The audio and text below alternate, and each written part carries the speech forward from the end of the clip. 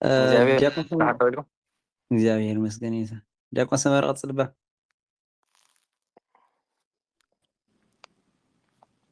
ሻራይ ከመይ ውዕልኩም ንሓንዳ ውዕልኩም ማሕበር ኩሎም የነታ ሓንዳ ውዕልኩም እግዚአብሔር ይመስገን ሓንዳዊልኩም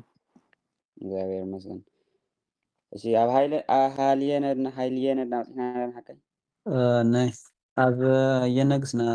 ካዊ ቀጸልና حاليا بقى ወሃልየነ هو حاليا هنجمع ኦኬ ሰራ ዘከስኒያ እዋ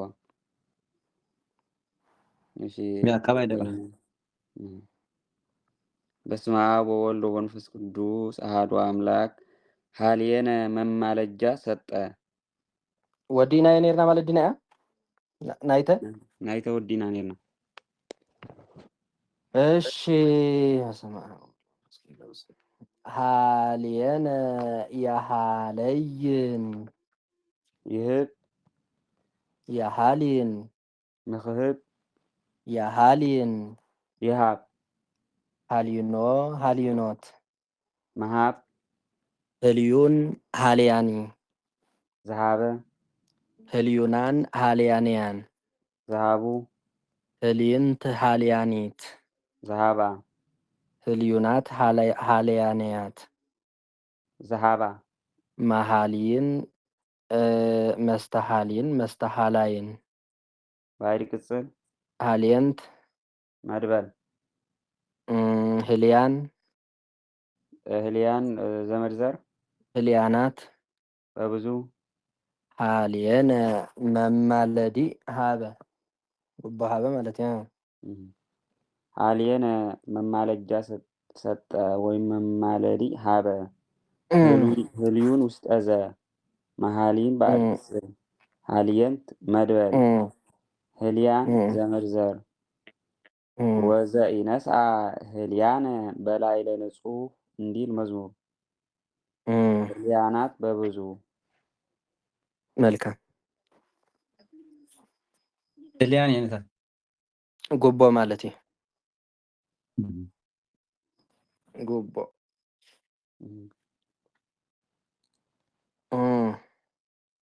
እሺ ማለጃ ሰጠ ስለዚ ጉባሃበ ማለት ነው ጉባሃበ ማለት እኮ መማለድ ማለት ያው በጃ ዚ አግበረ ሌልካ ተማልደ ነገር ምሻሎ ጉባሃበ ማለት ቀጥተኛ በቃ ቅልል ዝበለ ትግርኛ እሱ እዩ እሺ ሃበነ ጠመጠመ ጠምጠመ በል መንከር መኩርጆ ይሄብን ይጥምጥም ይህብን ግደፍባ ቀደሰ ከመይ ድዩ ቀደሰ ይቀድስ ይቀድስ ይቀድስ ከምኣ ጌርካ ንግሰሰ ሃበነ ይሄብን ይሃብን ንኸጥምጥም ይሃብን ይጠምጥም ሃቢን ሃቢኖት ይደፍን ቀደሰ እንዳሕዝቦ ተመጀመርታት ርእሲ እንድሕር ሒዝኩም እኮ የሸግረኩምኒ ርእሲ እዩ መሰረቱ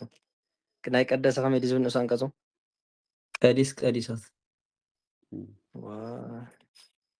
ቀድሶ ቀድሶት ሃብኖ ሃብኖት ማለት እዚ ጋር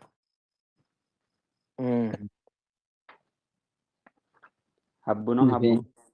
ሃብኖ ሃብኖት ህቡን ሃባኒ ዝጠምጠመ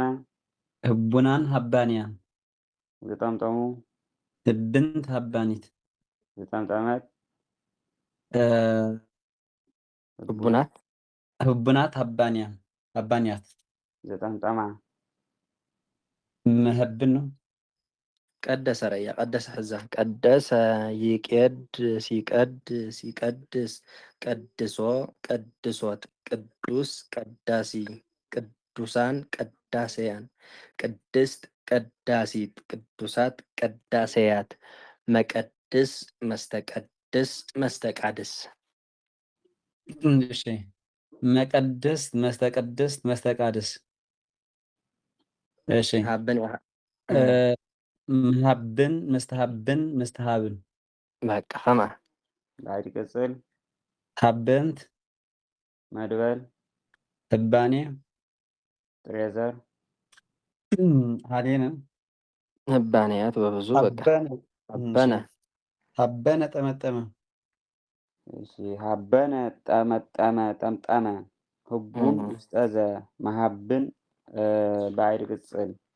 ሃበንት መድበል ህባኔ ጥሬዘር ህባንያት በብዙ እሺ ኣብ ህባኔ መልበሱ ዝብል ኣሎ ህባኔ ምስክር ድዩ እስኪ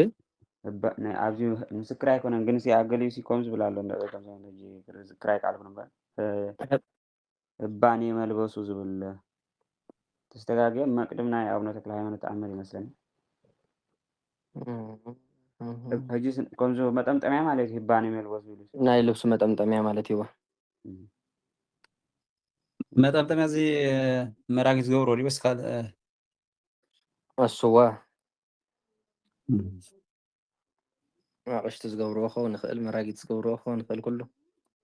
ቤተክርስትያን ዘሎ መጠምጠሚያ ማለት እዩ እሺ ተፈለያ መስለን ናይ ቀሺ ኣጣማጥማን ናይ መርጌታ ኣጣማጥማን እኳ ያው ሰብ ዝፈለዩ እምበር ኩሉ ሓደ እዩ ዝረዝሮ መጠምጠሚያን ጥምጥመት ዕላማን ሓደ ነገር ስኻ ናይ ጎይታ ኣክሊለ ሶክ ንምዝካር ስለ ዝኾነ እሺ ሃዘነ ኣዘነ ሓዘነ በል እዮ እሺ ሓዘነ ይሓዝን ይሓዝን ይህዝን ንክሓዝን ይህዝን ይሕዘን እሺ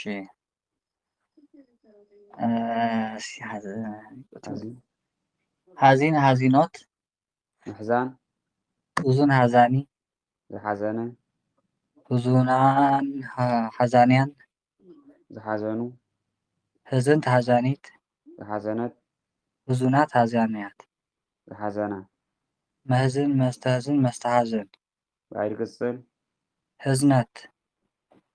እዝነት ሓዘንት መድበል ሓዘንተ ሓዘንት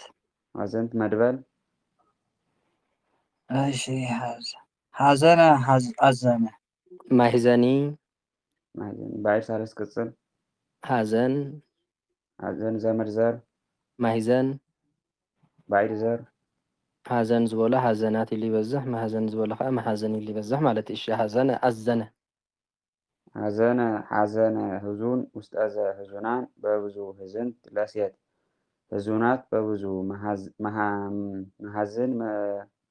መሃዝን ማህዝን ብኩሉ ስለ ዘብል እዩ ማህዘን ብቀደሰ ብቀተለ ብኣእመረ ከምኡ ኣመል ኣለዎ ይክብል ደልዩ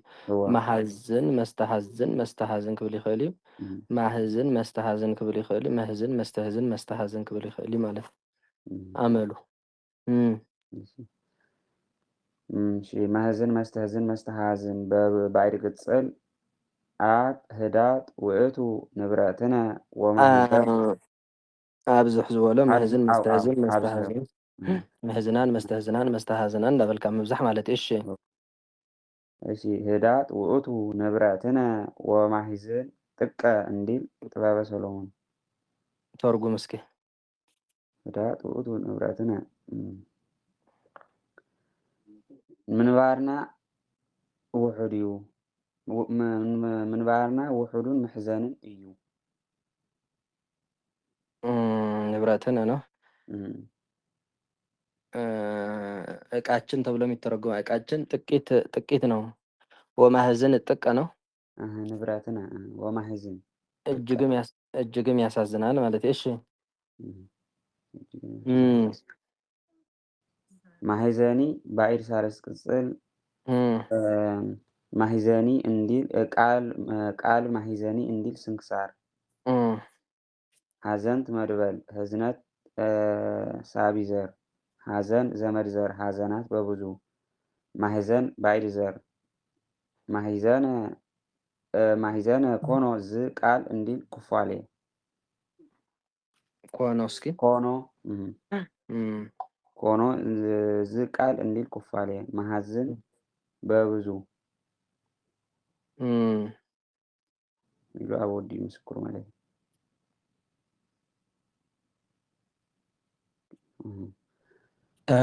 ሃዘን ድየነታ በቆምዋ ማህዘንከ ማህዘን ማለት ከዓ መሕዘኒ ማለት እዩ መሕዘኒ ዝኾነ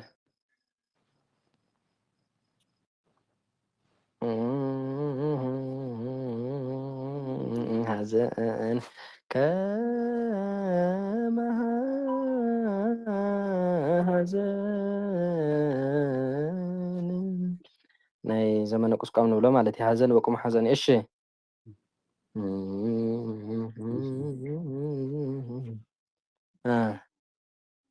ሃይመነ አመነ አመነ ሃይመነ አመነ ይኸውን አእመነ እውን ይኸውን ማለት እሺ ግሳሱ ዝተረፍኩም በሉ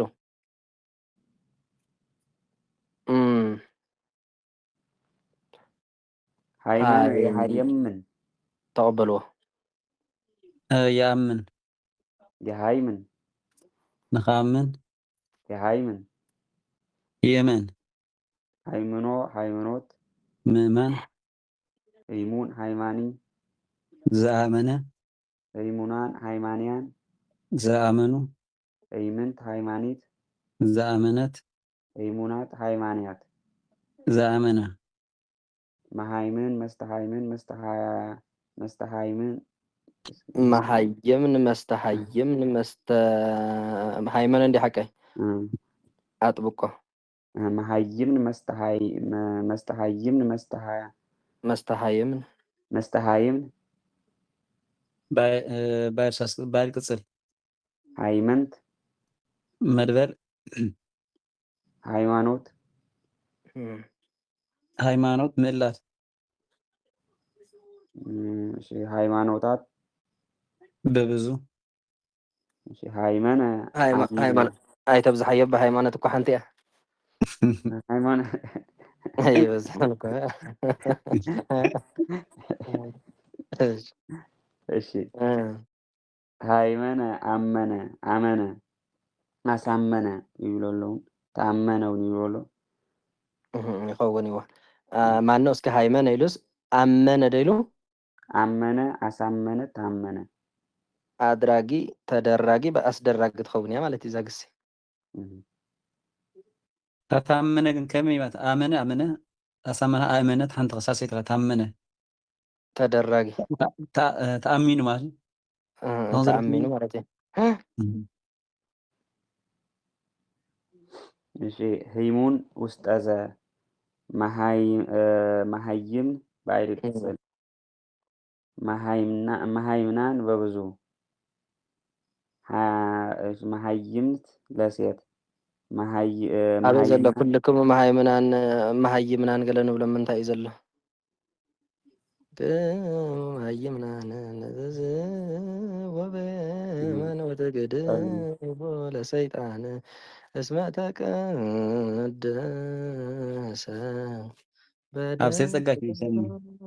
ኣብ ሴት ፀጋች ድ አይደለም ጸልዩ ቅድመ መስቀል አያ መስቀል ናይ ቅፅል ይወጥሉ ኩልክ በል እስኪ ሓደ ትኽእላ ማለት እዩ ብደንብ ጌርካ ካብ ጫፍ ክሳብ ጫፍ ትኽእላ ተጸልይ ቅድመ መስቀል ጸልዩ ቅድመ መስቀል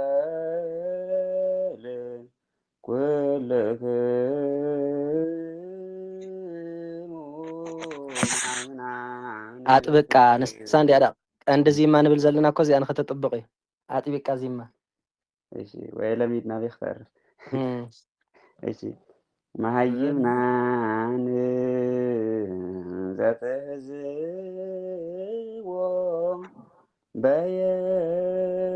በየመን ወትክድዎ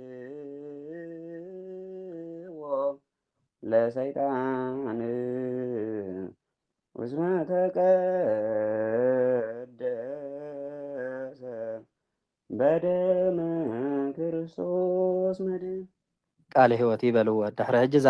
መሃይምናን ትብል አጥቢቃ ተዚማ ማለት እዩ መሃይምናን እሺ ምለስ ዳኻ ይብልና እሺ አላህላሃየ ክብሉ ይኽእሉ እዮም ግን ድሓነ እሺ እሺ መሃይምን እሺ መሃይም መሃይምናን በብዙ መሃይምት መሃይምናት በብዙ መሃይምናት መሃይምናት በብዙ መሃይም የጠበቀ ከየ ላይ ሀ ስለወደቀበት ነው እንጂ በተንበለ ቤት አይጠብቅም። እወ ትክክል። ኣብ ተንበለ ቤት ይጠብቅን ነይሩ ግን እንታይ ኢልዎ ኣብቲ ልዕሊ የስ መን ስለ ዝወደቀ እዩ ሃ ስለ ዝወደቀ እዩ ማለት እዩ። ስለዚ ሃንኣን ከምቲ ዝበልኩም ብዙሕ ባህርያቶም እንዳቀየሩ ዝኸዱ እጂ መተንብል መቸም ተንበለ ስለዝኾነ ሃይመነ መተንብል መስተተንብል መስተተናብል ይክብል ነይርዎ። መሃይም ንዘብሎ ዘለሲ ኣብ ልዕሊ ሃ ስለ ዝወደቀ እዩ ማለት እዩ ኣዋጅ። ስለዚ ምናለ ኣብ ናይ ተንበለ ቤት ኣብ ልዕሊ እየ ሃ እንድሕር ወዲቁ ከምዚ ገይሩ እንዳጠበቀ ይኸይድ ማለት እዩ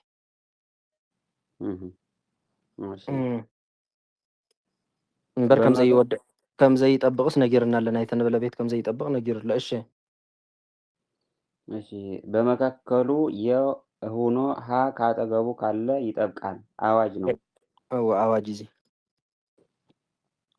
እሺ ሃይማኖት መድበል ሃይማኖት ምዕላድ ሃይማኖታት በብዙ ይሮሉ የብሉን ሃይማኖት ሓንቲ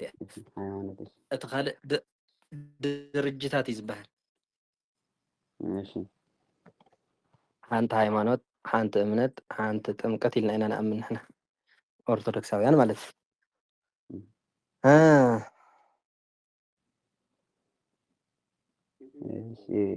ሃይደን ዓበደ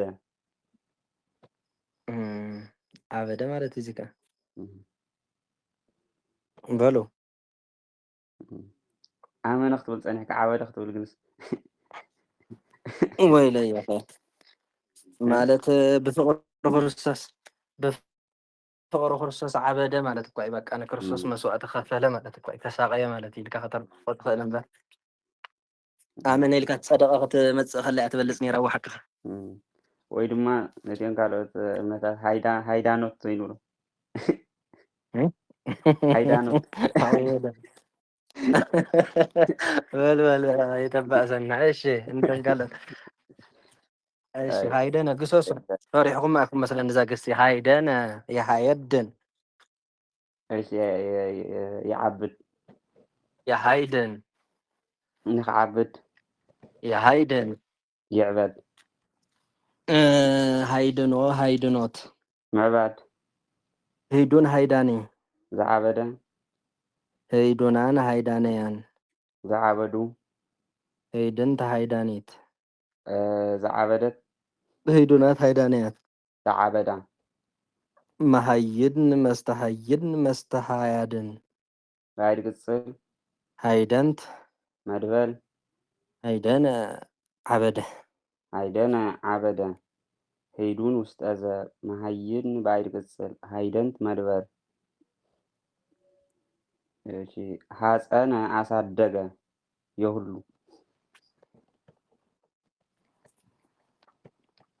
ሐፀነ የሐፅን የዕቢ የህፅን ንኸዕቢ የህፅን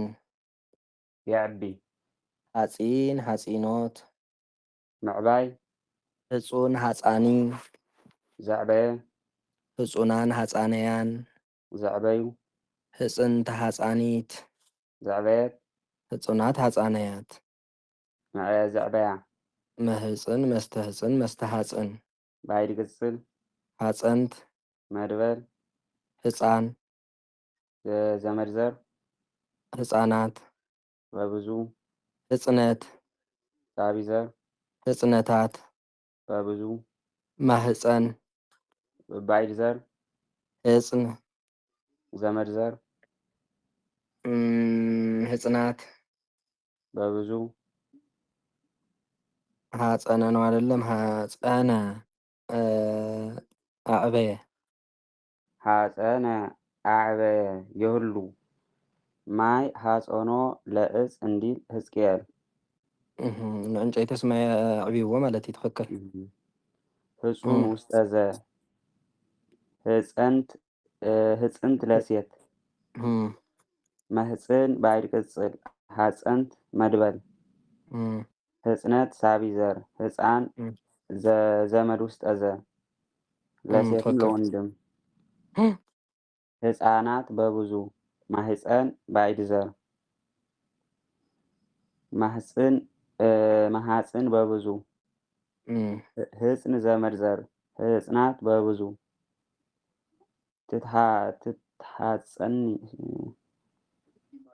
ትትሃፀኒ ሃሊበ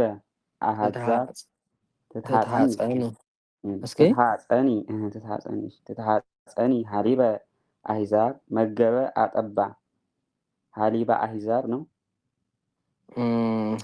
ሃሊበ አሂዛብ ወ አናውቦ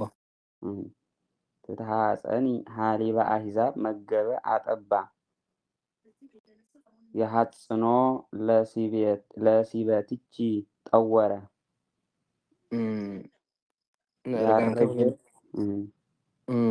ያረጀ ሰውነትሽ ሲል ነው ትክክል እንተ ተሃፅኖ ወታጠብዎ ታቀፈ አቀፈ አቋፈ ማለት እሺ እዚያ ወድናልና ምስክር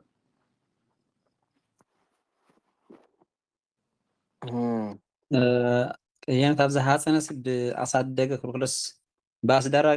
مثل بعد خميت المالتي أي أنت أصدق ويسو خميس مثل هرنا فلتي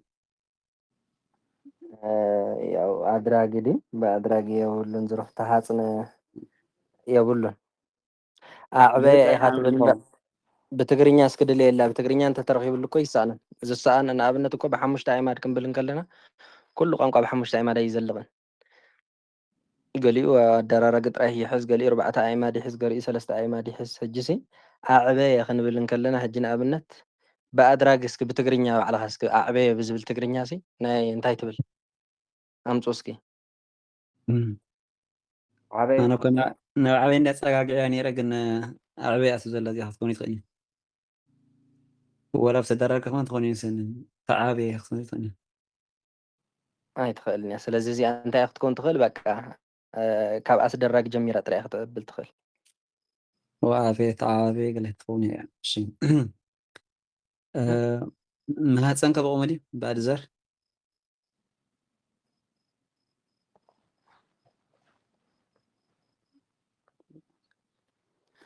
ማህፀን እወ ብማህፀን ተወሊድና እንዲና ኩልና ዓቢና ዘለና ካብዚኣ ትወፅእ ማህፀን ምስጢር ወፃውፅዎ ዘሎ ማለት እዩ ማህፀን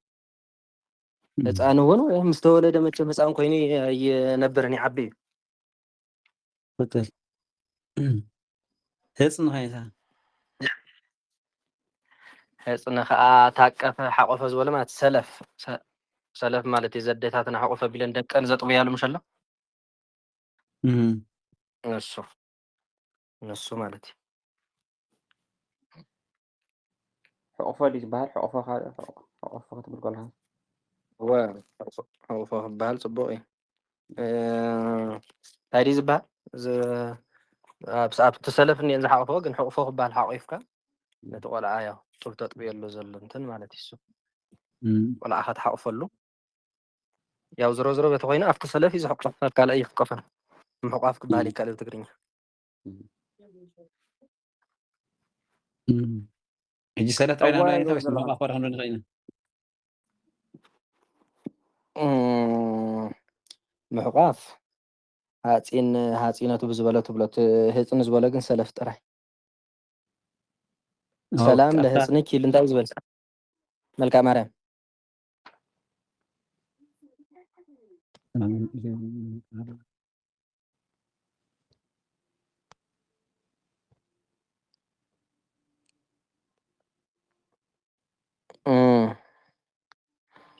ጥበበ ሰማይ ምዕራፋ ነው አይደለ ለጥበበ ሰማይ ምዕራፋ ማርያም ድንግል ወሪኹ ዳርገ ሰላም ምዕራፋ ኢልዎ ዘሎ ሕጂ ምዕራፋ ነቲ ናይ ሰማይ ጥበብ መዕረፊታ ዝኾነት ሰለፍ ክሰላምታ ይግባእ ማለት እዩ ስለዚ ሰለፍ ዝብል እዩ ሰለፍ ኢልኩም ሓዝዎ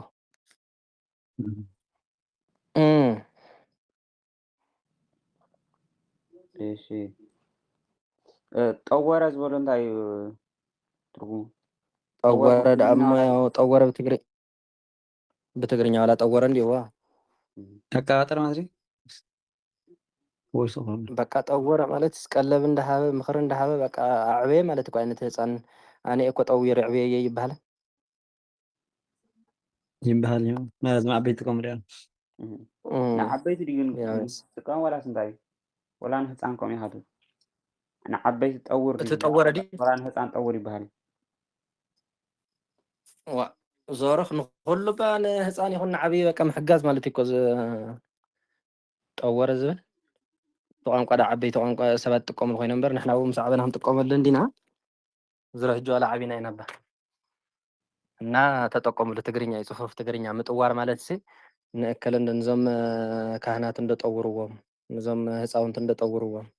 ንዞም ዓበይቲ እንደጠውርዎም ማለት ሓግዝዎም ርድእዎም ማለት እዩ ንዘይ ዓበዩ ኣዕብይዎም ንዛ ዓበዩ ከዓ ምእኩት ምእላይ ማለት እዩ ምእላይ ማለት ትኽክል በቃ እወ ተዋር ዘይብለን ምሽ ንብል እዋ ተዋር ዘይብለን ኣብ ክሶት ገለ ምሽ ንብል ኣላይ ዘይብለን ንመበለታት ንህፃናት ጠዋር ንዘይብለን ትኽክል ኣላይ ንዘይብለን ማለት እዩ ምእላይ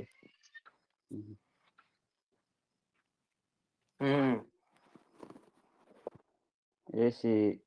ሃፈነ ዘገነ በሉ ሃፈነ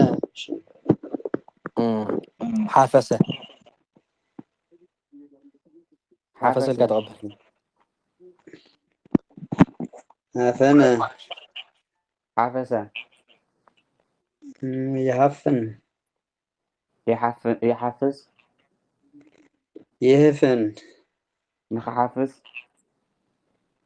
ይህፍን ይሕፈስ ሃፊን ሃፊኖት ምሕፋስ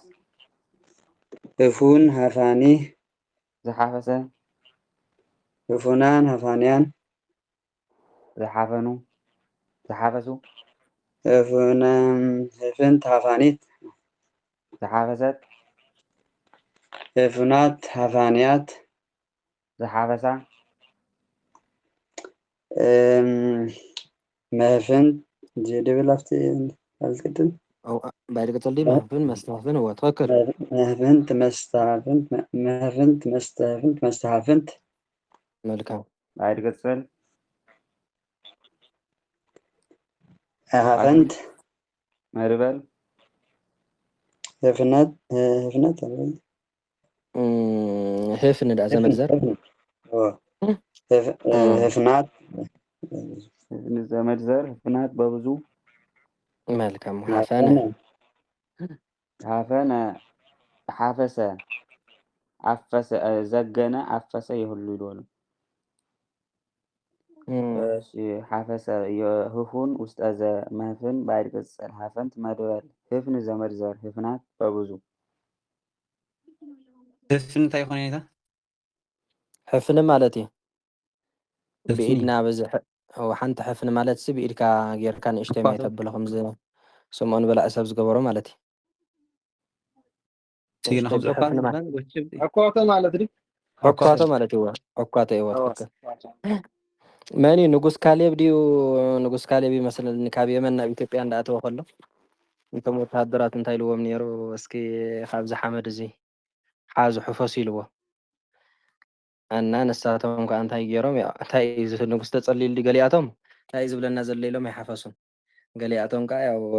እቲ ንጉሶም ዝበሎም ገይሮም ማለት እዩ ብድሕሪ ኣክሱም ኣካባቢ ይመስለኒ ምስ ኣተው እቲ ሒዞሞ ዝነበሩ ሓመድ ናብ ወርቂ ተቐይሩ ኩሎም ሓዚኖም ሽዑ እቶም ዝሓዙ ሓዚኖም ያዘም ያለያዘም ሁሉም ኣዘነ ኮይኑ ማለት እዩ እቶም ዝሓዙ የዘገነ ያለው ገዝ ነው አይደል ዘገነ አማርኛ ነው ዘገነ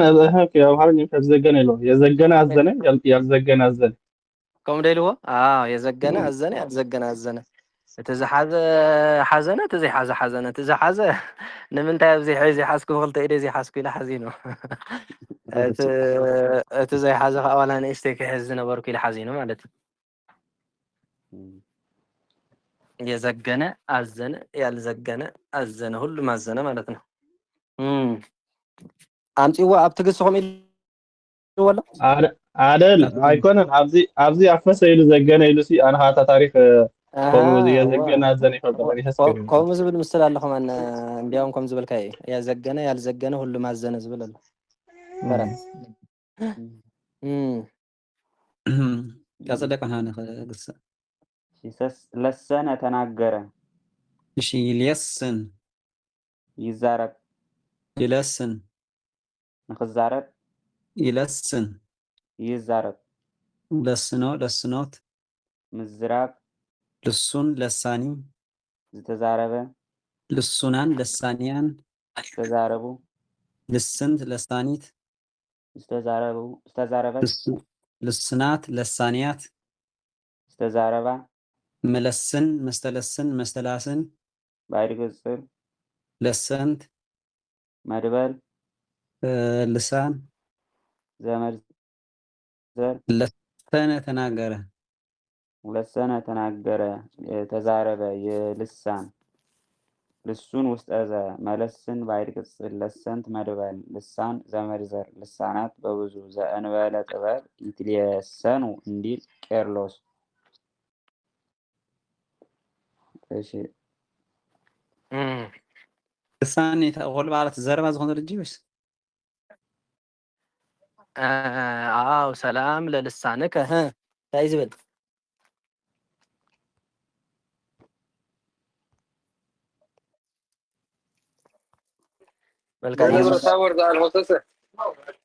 በደብረ ታቦር ዘአልሆ ሰሰ ለብርሃን አብይ ከጽላሎቱ ተሐውሰ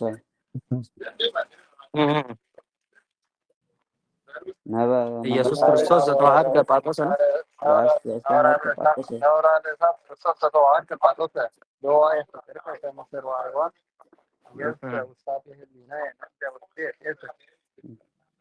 ሰላም ለልሳንከ በደብረ ታቦር ዘአልሆ ሰሰ ማለት እዩ። ኣብ ደብረ ታቦር ዝተዛረበ ልሳንካ ልሳን በቁም መልሓስ ማለት እዩ። ቋንቋ እውን ይኸውን እዩ። ቋንቋ ኦኬ ቋንቋ ልሳነ ግዕዝ ከም ማለት እዩ። አው ልሳነ ግዕዝ ናይ ግዕዝ ቋንቋ ማለት እዩ። አንደበት እንታይ ማለት እዩ? እኔ ቋንቋ አይደል? አንደበት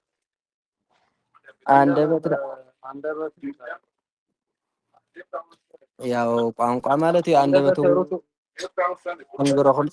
አንደበቱ ርቱ ማለት ስላዛ አንደበቱ እቲ ካብ መልሓሱ ዝወፅእ ዘረባሲ ብጥበብ ዝተመልአ እዩ ማለት እኳ እዩ። ርቱ እዩ ክዛረብ እንከሎ ቃላት መሪፁ ዝዛረብ ሰብ አንደበተ ርቱ ይበሃል።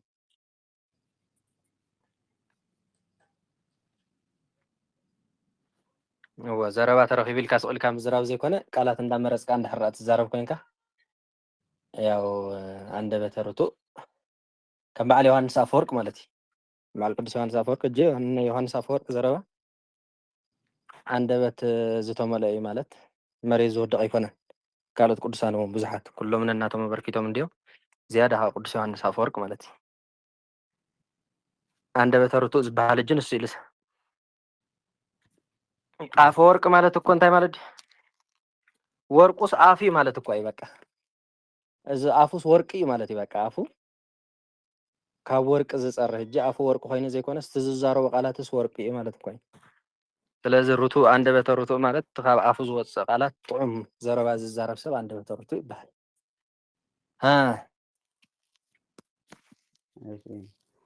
እሺ ለጠነ ብቀዳሲ ኣምሽ ብቀተለ ገይሩ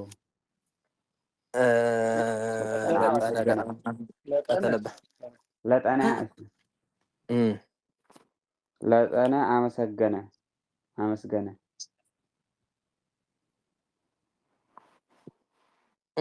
በሉ ለጠነ ይለጥን የመስግን ይልጥን ንኸመስግን ይልጥን የመስግን ለጢን ለጪኖት ንምስጋን ልጡን ለጣኒ ዘመስገነ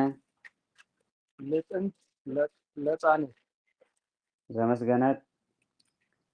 ልጥናት ለጣኒያት ዘመስገና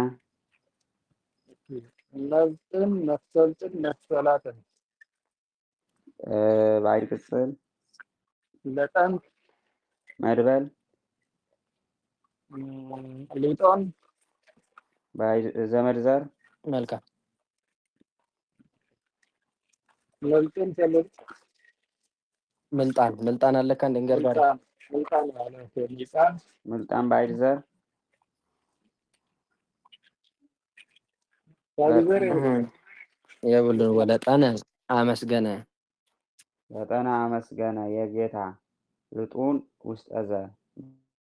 መልጥን ባዕድ ቅጽል ለጠንት መድበል ሊጦን ዘመድ ዘር ለጠንት መድበል ለጠንት መድበል ሊጦን ዘመድ ዘር ሊጦናት በብዙ ምልጣን ባዕድ ዘር ምልጣናት በብዙ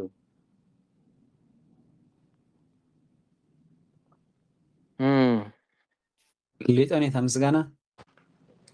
ምስጋና አዎ ምልጣን ከለም ምልጣን ከዓ መመስገን ማለት እንዳተቀባበልካ ትብሎ ዜማ ማለት እዩ ቤተክርስትያን አንገርጋር የልና ነብሎ ንሱ ምስጋና እንዲ ግን እንዳተቀባበልካ ዝበሃል ምስጋና ማለት እዩ እንታይ ክብላ ሕጂ ንምስጋን ንክብላ መመስገኒ ምስጋና እውን ምልጣን ኢሉ እውን ምስጋና ክብል ይኽእል እዩ መመስገን እውን ክብል ይኽእል እዩ ባዕድ ዘር ናብ ዝደለካ ይፍታሕ ምስጋና መመስገን ብክልቲኡ ይሓዝዎ መመስገኒ ምስጋና ግን ምስጋና ኢላ ብካሊእ ከነምፃን ይኽእል ኢና ወይስ ተምልጣይና ከም ክነምፃን ይኽእል ኢና ወይስ ትመፅእ ምልጣን ኢልካ ምስጋና ኢላ ምልጣን ኢልካ ምስጋና ትመፅእ ኦኬ ይህንታ እዚ ናይ የጌታ ጥራይ ይልዎ ዘለዎ ናይ ጌታ ጥራይ ወዛ ለጠነ ኢልካ ተብላ ንሰብ እንታይ ኢና ኢልና ነርና ዝሓለፈ ኣመስገነ ትብልስ የመስግነካ ንብል እንታይ ኢና ኢልና ነርና ይባርኮተ ኣይኮተ ጥራይ እዚኣ ጥራይ ነንባዕላትና ንማሳገነላ ናይ ግእዝ ቋንቋ እዚኣ ጥራይ ካልእ ግን ኣመስገነ መስገነ ዝብል ምስጋና ኩሉ ንጎይታ ጥራይ ዝግብኦ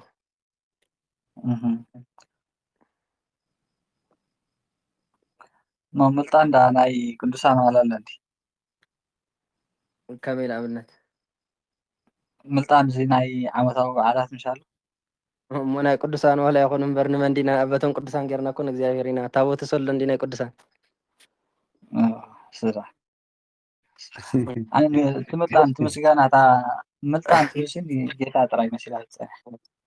ንገይት ንጎይታ ይኩሉ ሕጂ ሓቅኻ ፅቡቅ ሕቶ እንዲ ትምልጣን ሕጂ ቤተክርስትያን ነመልፅሎ ነቶም ቅዱሳን ምክንያት ጌርና ንመን ኢና ነመስግን ዘለና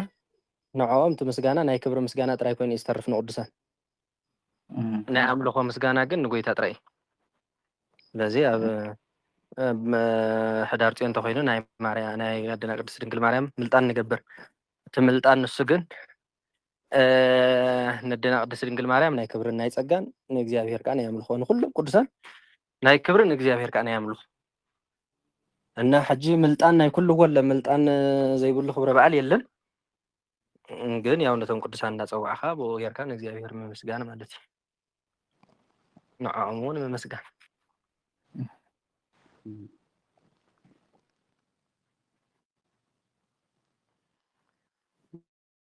እሺ መሃነ እጅ ነሳ ሰላምታ ስለዋወጠ እንታይ እዩ ንብሎ ኢድ ነሳ ኣመሃ እጅ ነሳ ኢልና ነርና እንዲና ኢድ ነሳ ማለት ነሳ እሺ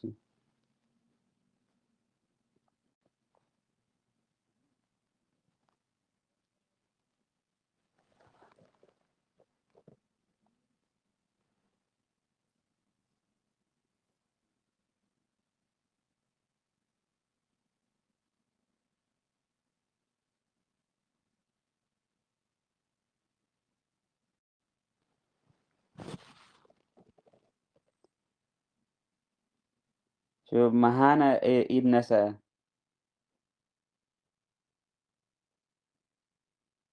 يسمع له دي وزناتي سمع له لك أنا قطع نقبلك إيش مهانة هذا لمهن إيد نسا ينس يمهن دو ይሰማል። هو يسمع لي መሃነ ይምህን ينسى ይምሃን نخنسى ይምሃን ينسى ምሂን ምሂኖት منسى ምሁን መሃኒ زنسى ምሁናን መሃነያን زنسو ምህንት መሃኒት زنسأت ምሁናት መሃነያት زنسأ መምህን መስተምህን መስተመህን بعد قصل መሃንት مدبل መሃና ريزر መሃን ምህን زمرزر መሃናት ምህናት بابزو መሃነ ኢነስአ مهانة عيد نسا مهون أستاذ مهن بعد قصل مهانت مدبل مهان مهن زمرزر ما اسها بق هسوي قبر مهان ان عشا علفة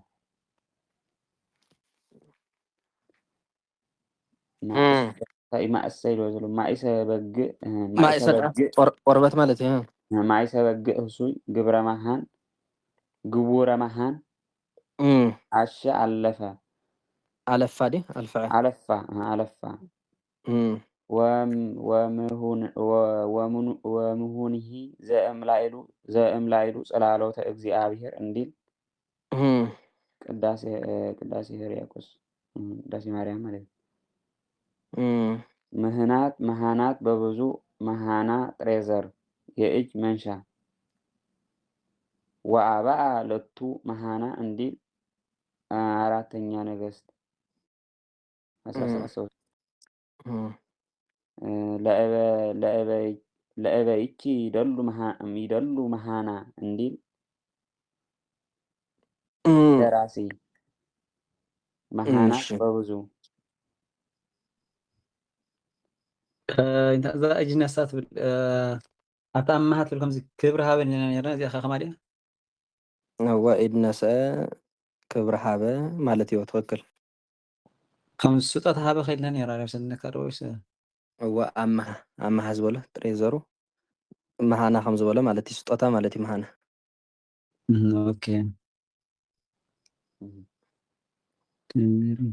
هذا من زمد زر كلتيو انتوني قربت مالتي قربت الفع بزبله الفع زبل مسكر بني رحكه حاسه الفع قربت مالتي حنا بتنش نجيركم نذكركم لهون مهان كوا لكم اسك قصصو زي تا مهان اج نسا خاب زي وصي نجيركم نير مهان كوا لكم قصصو حساب تزاز مهان كوا يمهنا امهنا با مهان انا مهان كوا امهنا አይደለም ካላይ ባ አእመር ክዋ ኢልካተራት ብል አእምራ መሃን ክዋ ኢልካበል መሃን ክዋ እምህና እምሃና እዚኣ ሕጂ እምሃና ክትብል ከለካ ሕጂ ቤተክርስትያን ዋ ኣታሃና ወዳቀዩ ክትበሃል ትኽእል ኢኻ ግን ንስኻ ብምስጢር ብምርምር ኢኻ ትብሎ ዘለካ ማለት እዩ እምሃና ዝብል ይለዓል እንታይ ሌላ ትርጉማ የታ እጅ እነሳት ዘንድ አንቀጽ ማለት እዩ ወይም ደግሞ እጅ ልንሳት በትእዛዝና በዘንድ አንቀጽ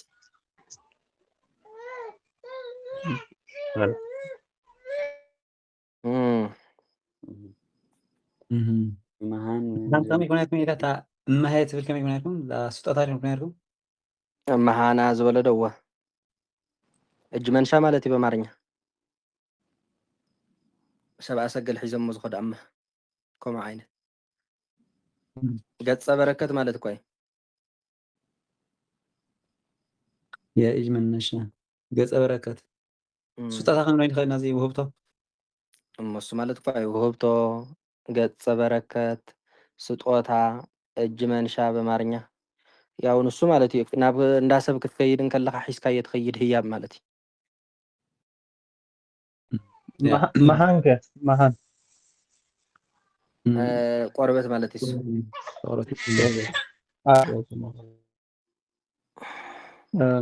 ኣብዚኣ ጅናነት ተንታ ኣብዛ ምሃና ውህብታት የለና ኣብዛ ማሄት ናይ ዛ ምሃት ብልከ ሳውላት ከማርያ መስሪ ናይ ሃቤት ማለት እወ እዩ እሺ እዚኣ መሃን ምህን ዝበልናይ ቆርበት ንናይ ኩሉ ቆርበት ዲ ዝኮን ወላስ ንናይ ሰብ ወላ ይኮን ሕጂ መሃን ኢልና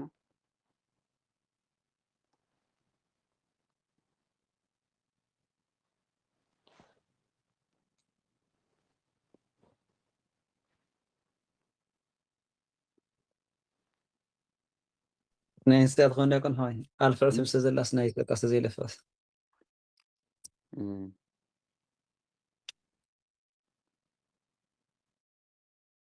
أشياء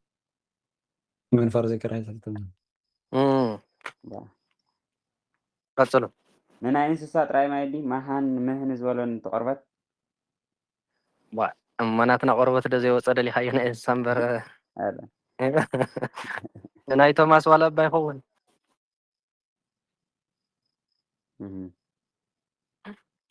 ንኩሉ ቆርበት ንዘበለ ኣይተፈላለየን ግን መብዛሕትኡ ግዜ ግን ቆርበት ናይ እንስሳ እምበር ናይ ሰብ ቆርበት የለ እሺ ብግፍዕ እንተዘይኮይኑ ብሃይማኖት እንተዘይኮይኑ እሺ ማሰነ ጠፋ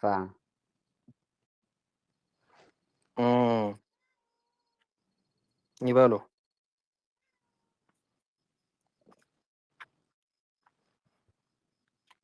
ማሰነ ይማስን ይጠፍእ ይማስን ይኸፍእ ይማስን ይጥፋእ ማስኖ ማስኖት መጥፋእ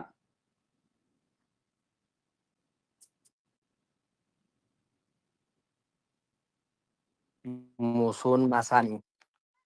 ዝጠፍአ ስማለ ሙሱናን ማሳንያን ዝጠፍኡ ሙስንት ማሳኒት ዝጠፍአት ሙሱናት ማሳንያት ዝጠፍአ ማሰነኖ መማስን መስተማስን ባይድ ቅጽል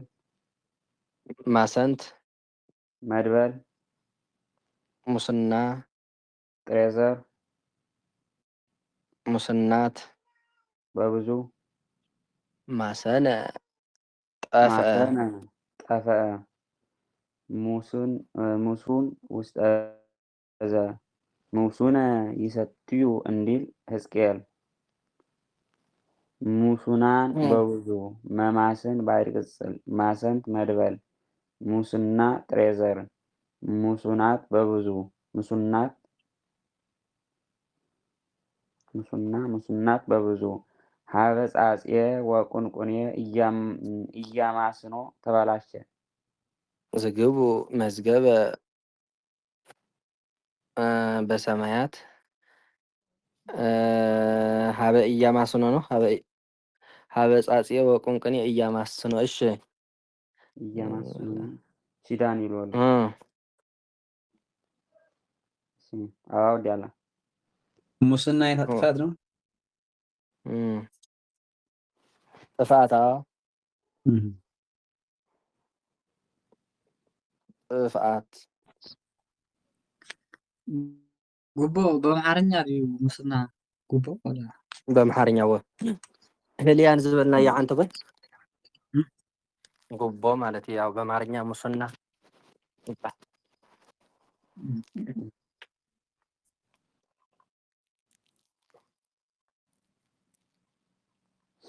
እሺ መቀነ ጠመመ ክፉ ሆነ መቀነ ዲ መቀነ ክፉ ሆነ ማለት የሚያቅን ይኸውን ይመቅን ንክኸውን ይመቅን ይኹን መቅኖ መቅኖት ምዃን ምቁን መቃኒ ዝኾነ መቀነ ቀደሰ ዲ ስርዋጽ እሺ ምቁን መቃን መቃኒ ዝኾነ ምቁናን መቃናን መያን ዝኾኑ ምቅንት መቃን መቃኔት ዝኾነት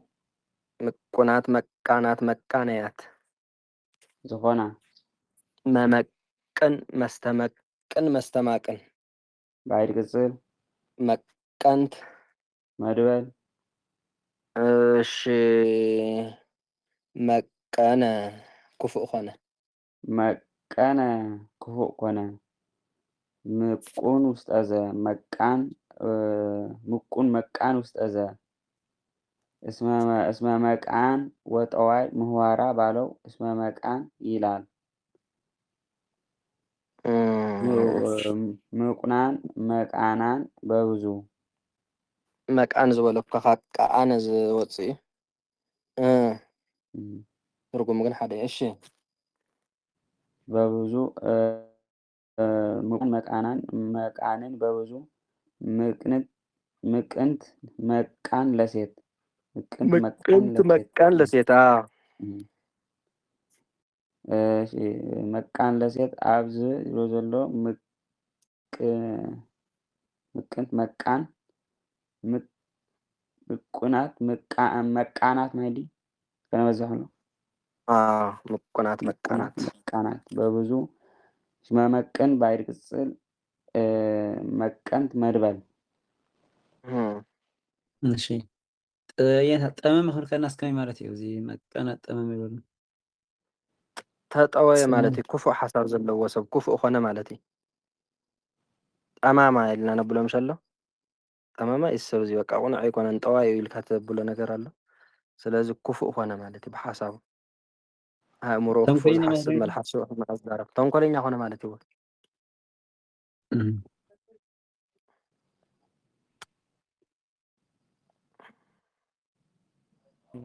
እስመ መቃን ወጠዋይ ምህዋራ ዝበለትከ ፈጽሞ ትኾነላ ማለት እዩ ወቲ መቃን ዝበለካ ካብ ቃኣነ እንዲ ዝወፅእ እስመ መቃን ወጠዋይ ምህዋራ ያው ጠማማ ማለት እኮ እስመ ጠማማ ናትና መንገዷም ጠማማ ነውና ማለት ነው።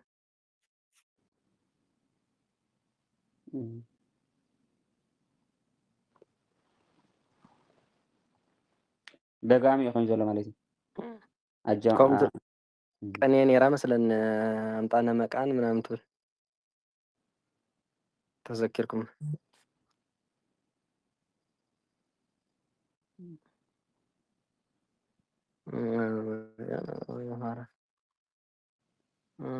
እሺ መነነ ይልዎ ኣሎ ብክልቲኡ ናቀ መነነ ዝበለ ይወኑ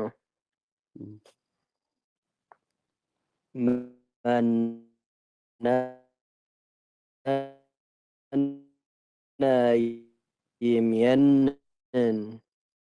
ينعق يمنن نخنعق يمنن ينعق مننو مننوت منعق منون مناني زنعاقة منونان منانيان زنعاقو مننت منانيت زنعاقت منونات منانيات زنعاقة ممنن مستمانن باير قصل مننت مدبل منو قلت أستاذة قلت أستاذة منت ميلاد أستاذة ميلاد أستاذة منان تريزر منان زمرزر ماني زمر أستاذة زمرزر أستاذة منان نوادله منانة እሺ መንነ ነዓቀ መንነ ነዓቀ መንነ እሺ ምኑን ውስጥ እዘ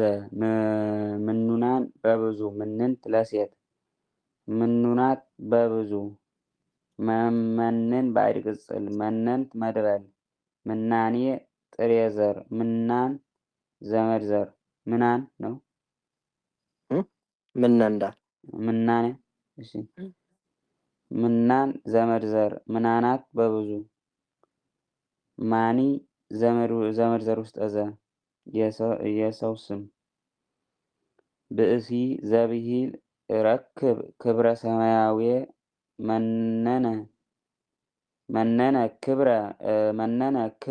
መነነ ክብረ ምድራዊ ተወ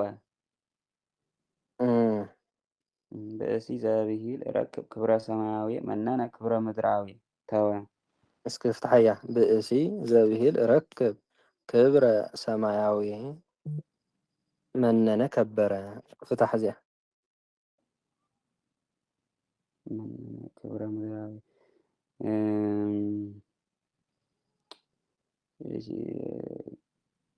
እቲ ናይ ሰማይ ክብሪ ወይ ድማ ሰማያዊ ክብሪ ክረክብ እየ ዝብል ሰብሲ ናይ ምድሪ ክብሪ ንዓቐ እሺ ዘንታይ ትኸውን ኣላማት ዘብሂል ዝበለ ዘብሂል የውእቱ መመርመሪያ አይደለም ሰማያዊ ክብርን አገኛለሁ ቅጽል ማይዲ አያያዥ የማለት ሰው የማለት ሰው አዎ መነነ ክብረ ምድራዊ ነው ክብረ ሰማያዊ ምድራዊ ክብርን ናቀ ማለት ነው ምድራዊ ክብርን ተወ እሺ ከመይ ብላ ማለት እዩ ረክብ ክብረ እዚ ብእሲ ዘብሂል ረክብ ክብረ ሰማያዊት ብዘለ ሞይ ድዩ ወናይ አፍቹ ማይደ ሰማያዊ ክብርን አገኛለሁ የማለት ሰው ትብል አገኛለሁ የማለት ሰው መነነ ክብረ ምድራዊ ነው ምድራዊ ክብርን ተወ ምድራዊ ክብርን ተወ የማለት ሰው ስንቁር ብለትኝ ሰማያዊ ክብሪ ክረክብ እየ ናይ ምባል ሰብ ዝበለ ሰብ ማለት እዩ ካለ ወገን ዝበለ ሰብ ምድራዊ ክብሪ ገዲፉ ማለት እዩ እሺ ተወ ማለት እዩ እሺ ኢትመነኒ በእንተ ሀጣው እየ ጣለ ስለ ኃጢአት አይትደርቤኒ ማለት እዩ እሺ ምናን የታ አኸለሪ ምናን የዋ አቡ ኸለይ ምን ዓውን ይኸውን ምን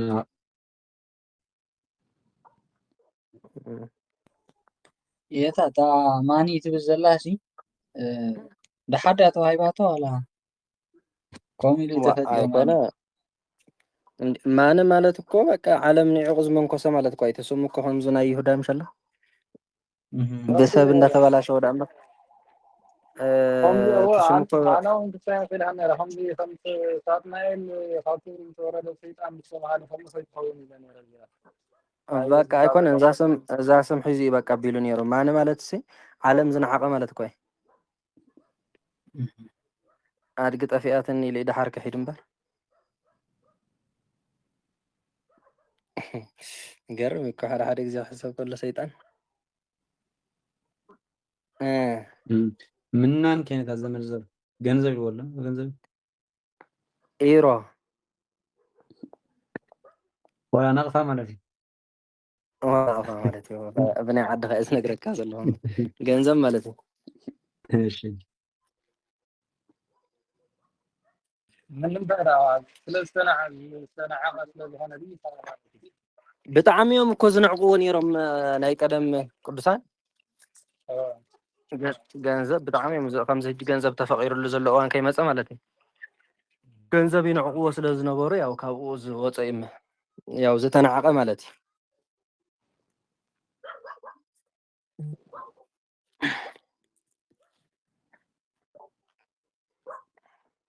ሕጂ እኳ ካብ ከብረ እንተዝወፅም ሓሸ ነይሩ حاجي أنا وقفي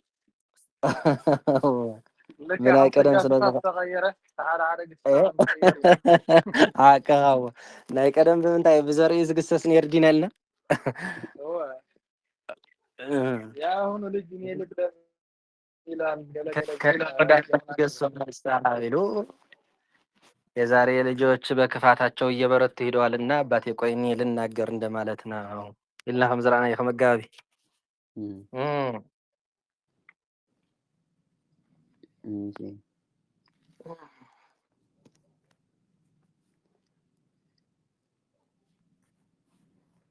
እሺ ከመከነ ቦታ አደረገ መከነ የሚያክን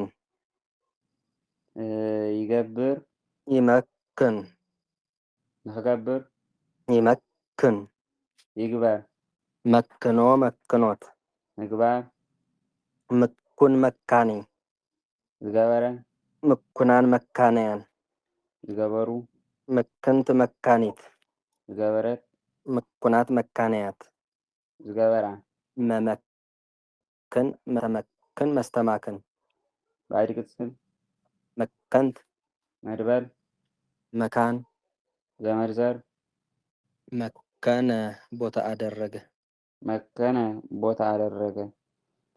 ምኩን ውስጠዘ መመክን ባዕድ ቅጽል መከንት መድበል መካን ዘመርዘር መካን መካንዳ መካን አው መካን ስባል መካን እሺ መካን ዘመርዘር መካናት በብዙ ናይ ቦታ ስለ ዝኾነ ንቦታ መካን ይብል ንመካን ሰቤት ከዓ መካን ይብል ማለት ቦታ አደረገ ማለት ግዚ ደኮነ ማለት ዲ ቦታ ገበረ ማለት ገቢር አንቀጽ እዩ ንኣብነት መከነ ኢየሩሳሌም ማለት ኢየሩሳሌምን ቦታ አደረገ ኢየሩሳሌም ቦታ ገበረ ማለት ገቢር አንቀጽ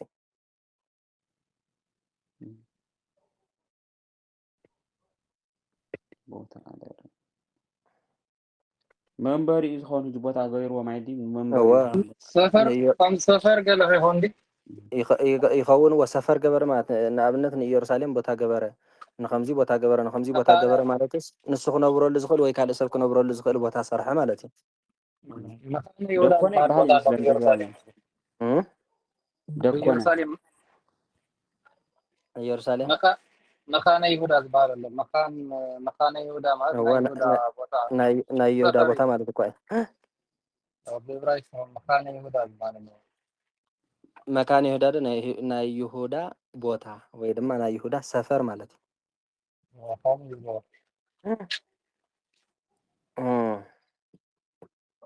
እንታይ ካልካ ነርካ ክቡር እሺ ደኮነ ሲባል ይመስለኒ ግን ሆም ወላ ደኮነ ደኮነ ደኮነ ትርኪና ትርከም ተልካሲ ታት አጅናምነት ኤርትራ ኣብ አፍሪካ ተደኪና ትርከብ ተልካስ ኤርትራ ኣብ አፍሪካ ትርከብ ማለት እዩ ናብ ካልእ ዝኸይ ዘሎ እዚ በቃ ቦታ ምግባር እዩ ከምዚ ሕጂ በልናዮ ናይ ይሁዳ ቦታ ናይ እስራኤል ቦታ ልካ ተፈላለየ በቃ ንቦታ ጥራይ እዚ እና ኢየሩሳሌም ኣብዚ ትርከብ ኤርትራ ኣብዚ ትርከብ እንድሕር ኮይኑ ናብ ካልእ ይኸይድ ኣሎ ናብ ሃገር ገፅ ይኸይድ ኣሎ እሺ መካን ከቦታ ናይ ዝነይታ መካን ቦታ ኣዳራሽ እውን ይኸውን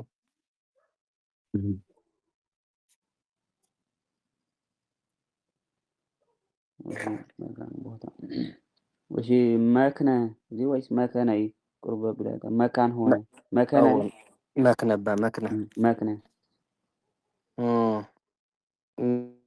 مكنة يمكن يمكن يمكن يمكن يمكن يمكن مكين مكينات مكان مكون مكان مكاني زمخانة مكونان مكانان مكانيان زمخانو مكنت مكان مكانيت زمخانات مكونات مكانات مكانيات زمخانة ممكن مستمكن مستمعكن باي قصر مكنت مدبل مكنت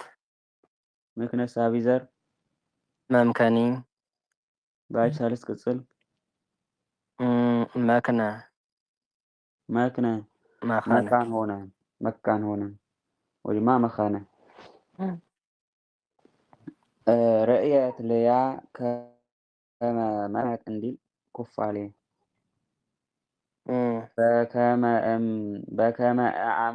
بكما أمكنتون كناتك لأنست إسرائيل كما هو تمكن أمك عندي ዝገርም እኮ ንዓጋግ ዝተነግረ እዩ ዓጋግ ዝበሃል ዝተረግመ ሰብ ነይሩ እንታይ ዝገብር ነይሩ ኣንስቲ እንድሕር ዳኣ ጠኒሰን ርኡ ማለት እዩ ከመይ ኢሉ እዚ ህፃን ተቐሚጡሎ በቃ ኣብቲ ውሽጢ ከብዲ ኢሉ ክሪኦ እንታይ ይገብር ነይሩ ማለት እዩ ከብደን እንዳቐደደ የርእየን ነይሩ እና እንታይ እዩ ዝብሎ ዘሎ በከመ ኣምከነቶን ነው በከመ ኣምከነቶን ኩናትክ ለኣንስተ እስራኤል ኩናትክ ለኣንስተ እስራኤል በቃ ንሱ ክመፅእ ከሎ ገሊአን ብፍርሒ በቃ ትጥንሰን ይኸይድ ነይሩ እዩ ዝበሃል ብጣዕሚ ጨካኒ ነይሩ እና እንታይ ዝብል ዘሎ ናይ እስራኤል ኣንስቲ ሲ እታ ኩናትካ ከም ዘምከነተን ናይ ኣድኻ ማህፀን ይምከን እዩ ዝብል ዘሎ መርገም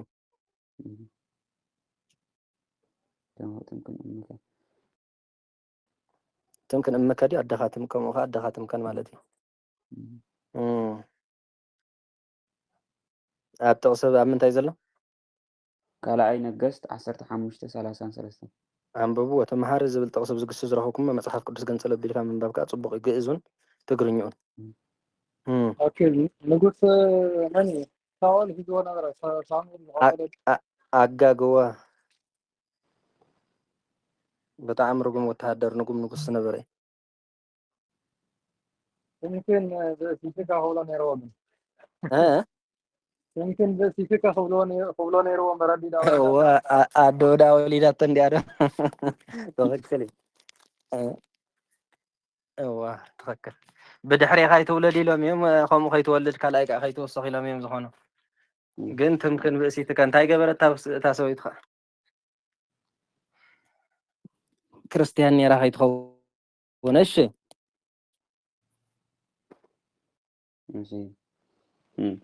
ኣብዚኣ ግና እታ ኣምከነቶን ኩናትከ ዝብል ዘሎ ሲ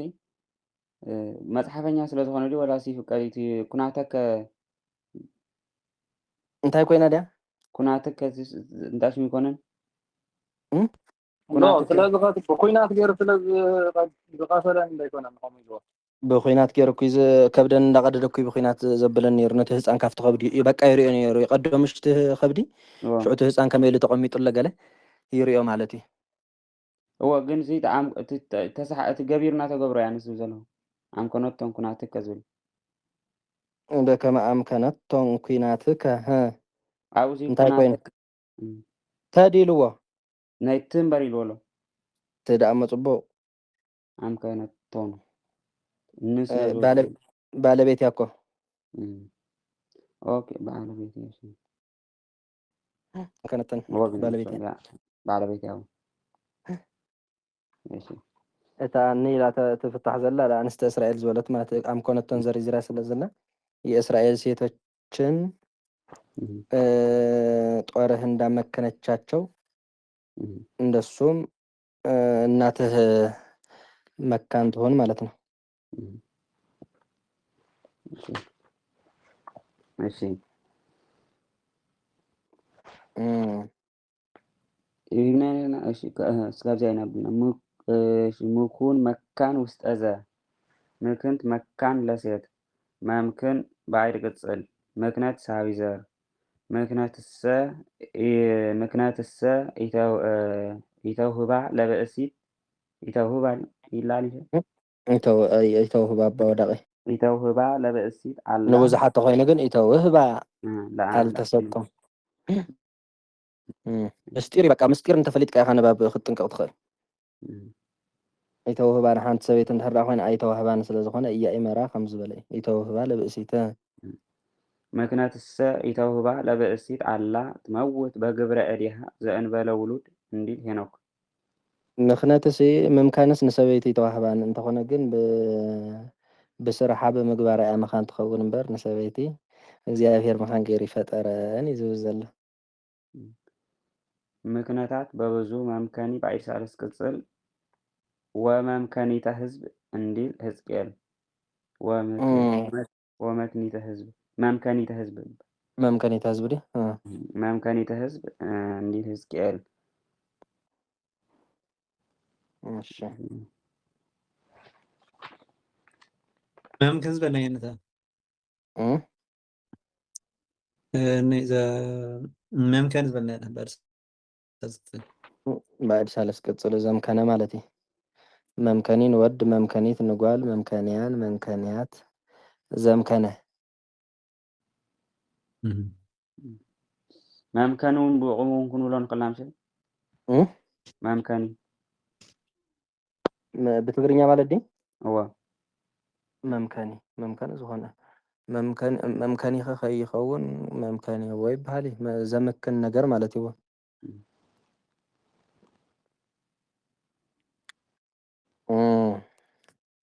እሺ መዝገነ አመስገነ መዝገነ ይመዘግን የመስገን መዝገነ ነው ይመዝግን የመስግን ንኸመስግን ይመዝግን የመስግን መዝግኖ መዝግኖት ምስጋን ምዝጉን መዝኒ ዘመስገነ ምዝጉናን መዝጋነያን ዘመስገኑ ምዝግንት መዝጋኒት ዘመስገነት ምዝጉናት መዝጋነያት ዘመስገና መመዝግን መስተመዝግን መስተመዛግን ባዕድ ቅጽል መዝገንት መድበል ምዝጋና ጥሬዘር ምዝጋናት በብዙ ቀፂሉ ዘሎ ግስ መን መጠነ ለካ መጠነ ይምየጥን ይልክዕ ይመጥን ንኽልክዕ ይመጥን ይለክዕ መጥኖ መጥኖት ምልካዕ ምጡን መጣኔ ዝለክዐ ምጡናን መጣነያን ዝለክዑ ምጥንት መጣኒት ዝለክዓት ምጡናት መጣነያት ዝለክዓት ባ መመጥን መስተመጥን መስተማጥን ባዕድ ቅጽል መጠንት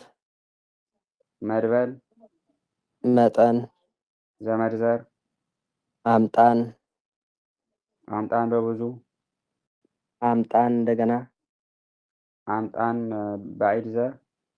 ምጣኔ ጥሬ ዘር ምጣኔያት በብዙ መጠነ እሺ መጠነ መዝገነ አመስገነ መዝገነ አመስገነ ምዝጉን ውስጠዘ መመዝግን ባዕድ ቅጽል መዝገንት መድበል ምስጋና ጥሬ ዘር እይከውነኒ ምስጋና እንዲል ሁለተኛ ከላይ ጢሞቴዎስ 2:5 ምስጋናት በብዙ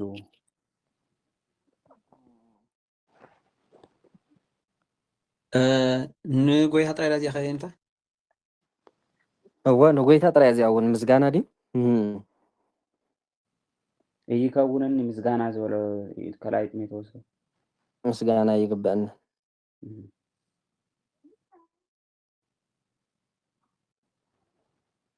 እሺ ምስጋናት በብዙ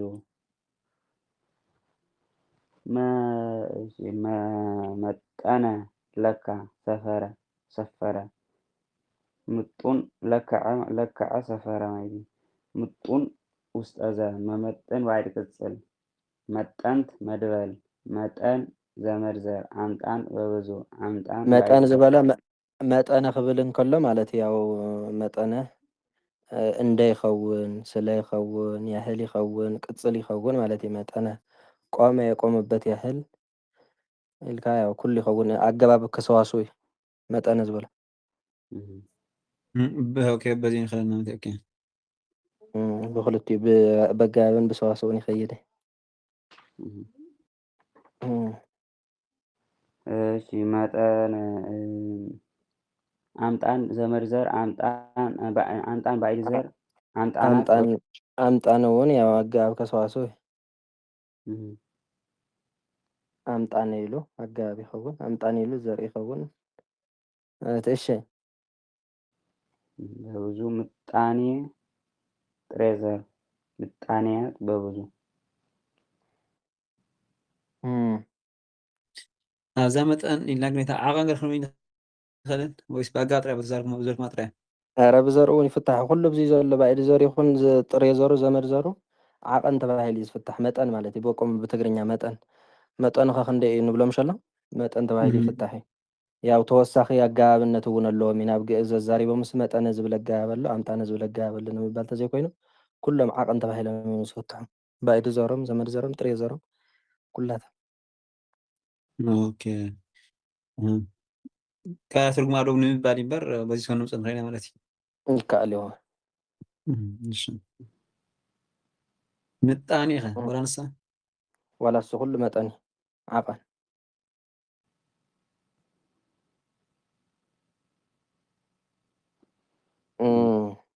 ኣብዚኣ ልክዕ ከምዚኣ ኣመነነ ወላሲ ምንቲ ዝብል ሸሪእና ነርና ሓቀይ ከመማይ ዲ ወላ ምንቲ ሕጂ ኣገባብ ኒ ሓቀይ ምንቲ ወይስ አንቀጽ ኣጎላ መስታሪ ምንቲ ዲ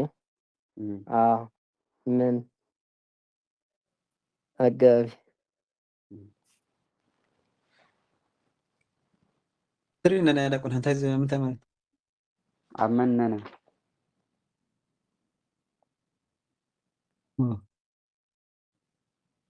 ምንቲ ዝብል ምንቲ ምእላድ ውስጥ ዘ መኑ ጉልቱ ውስጥ ዘ ኣብዚ ግን ኣይፀሓፎን ዘሎ ኣብዚ ፀሓፎ ዘሎ ዘጣፍ መፅሓፉ ክበሃል ከለኮ መኑ ዝበሎ ያው መን ዝብል እዩ ማለት እዩ መኑ ዝብል ጉልቱ ውስጥ ዘ ካብዚ ዝወፅእ ምንቲ ዝብል ከዓ ምእላድ ውስጥ ዘ እውን ኣለዎ ክበዝሕ ከሎ ከዓ ምንታት ይብል ማለት እዩ መኑ ጉልቱ ውስጥ ዘ ምንቲ ከዓ ምእላድ ውስጥ ዘ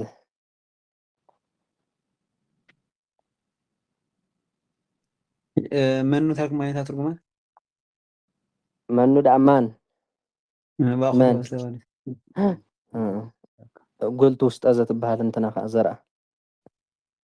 ይቕፀል ማለት ውስጠ ዘነት ኣለዋ ግን ኣይተቐይርን ካብ ምንቲ ከዓ እንታይ ማለት እዩ ኮነ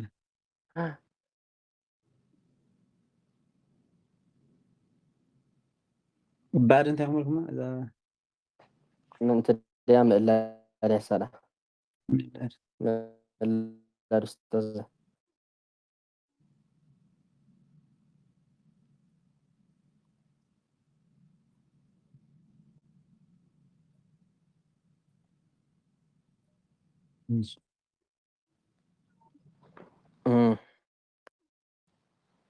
እሺ ስህነ ሞቀ ተኮሰ የሁሉ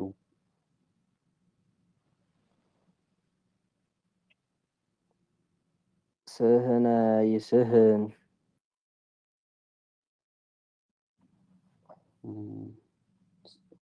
ይስሕን እንደሆን ብሎ ራስ ይመውቕ እዋ ሞቀ እውን ይኸውን ይሞቀ ይመውቕ እዋ ይስሃን እሺ ይመውቕ ንኽመውቕ ይስሃን ይሙቕ ይሙቕ ስሂን ስሂኖት ምሟቕ ስሁን ሰሃኒ ዝሞቐ ስሁናን ሰሃነያን ዝሞቑ ስህንት ሰሃኒት ዝሞቐት ስሁናት ሰሃነያት ዝሞቓ መስህን መስተስህን መስተሳህን ባይድ ቅጽል ሰሃንት መድበል ስሂን ስሂን ዘመድ ዘር ማን ነው ስህነ ነው እሺ ስህነ ስህነ ሞቀ ተኮሰ ተኮሰ ዘለሱ ወዓይ ማይድ መስንት ባዕድ ከምእላድ ይህሉ እይዋ መስንት ባዕድ ከምእላድ ሞቀ እሺ ስህነ ሞቀ ተኮሰ የሁሉ እሺ ይበቁጽ እሳት ይበቁጽ እሳተ ወይ ስህኑ እንዲል ዮሐንስ ይበቁጹ እሳተ ወይ ስህኑ ይበቁጹ እሳት ወይ ስህኑ እንዲል ዮሐንስ 18 ስሁን ውስጠዘ መስህን ባይድ ቅጽል ሰሃንት መድበል ሲሂን ዘመድ ዘር እንሶስላ ነጭ ዕጣን ሲሂናት በብዙ መስህንት ባይድ ከመላል ማዕድ ቤት አልቦ ዘያመጽእ መብላአ ውስተ መስህንት አሃው ሶበያበስሉ አላ ይገብሩ ሎሙ ለድውያን እንተ ባህቲቶሙ እንዲል ስርዓተ ጳኩሚስ። መሳህንት በብዙ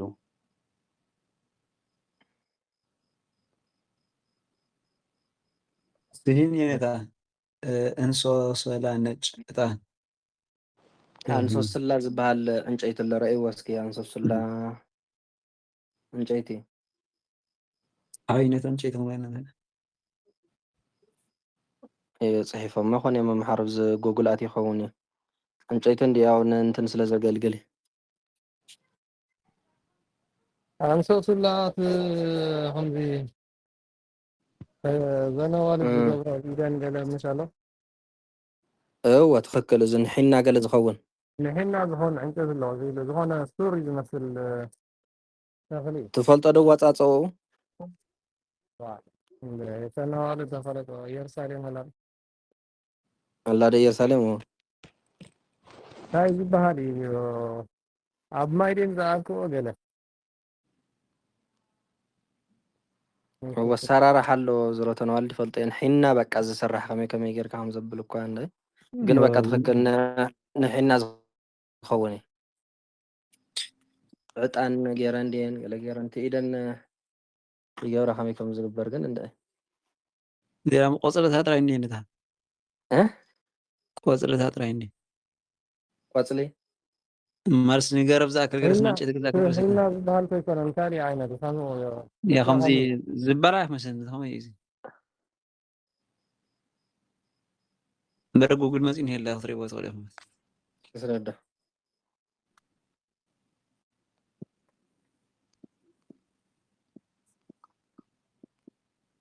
ይመፃ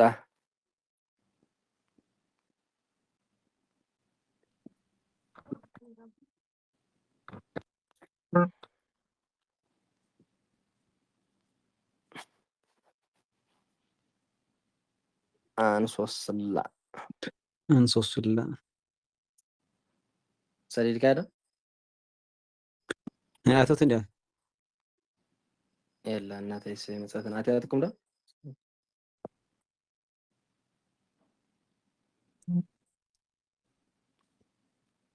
እስከ ኸደግ መስ ዘውርፅኒ እጃት ያለ መስኒ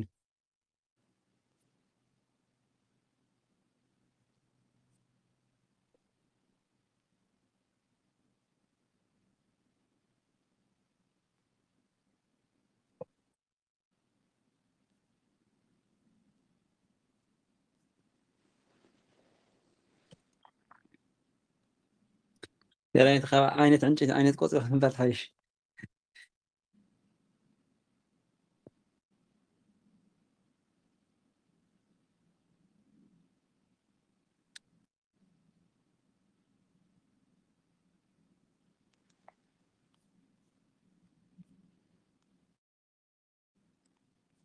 ምዝራ ኖርማል ገረብ እንዲ ሓቀይ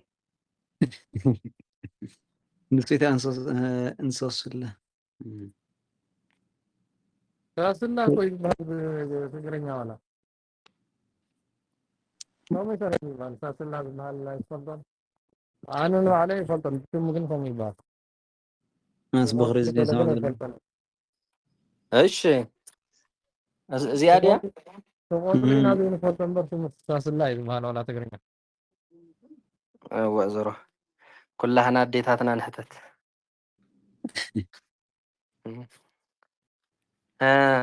مسنت غيرها مسنت مأد بيت ريستورانت اوكي بديتها ريستورانت ቤት ምግብ ማለት እዩ እንታይ ዲያ ኢላታ ምስክራ ዘላታ ነበባ ወአምፁ አልቦ ዘያመጽእ መብላዓ ውስተ መስህንት አሃው ሶበ ያበስሉ አላ ይግበሩ ሎሙ ለድውያን እንተ ባህቲቶሙ እንተ ባህቲቶሙ ዝበለ ብቻቸውን ኢሉት እንተ እስከ ካብ መጀመርታ እስኪ አልቦ ዘያመጽእ መብላዓ ውስተ መስህንት አሃው ሶበ ያበስሉ ካብ ቤት መግብስ ዝብላዕ ዘምጽእ የለን ኣሕዋት ከብስሉ ከለዉ አላ ይግበሩ ሎሙ ለድውያን እንተ ባህቲቶሙ ነገር ግን ነቶም ድኻታትስ ንበይኖም ይግበሩሎም ማለት እዩ።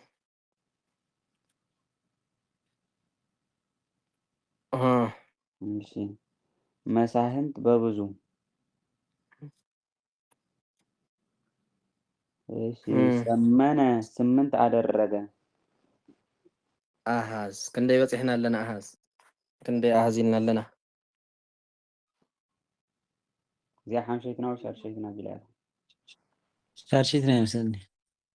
ቁፀርዎን እስኪ መነ መን ኢልና? ሰለሰ ሰደሰ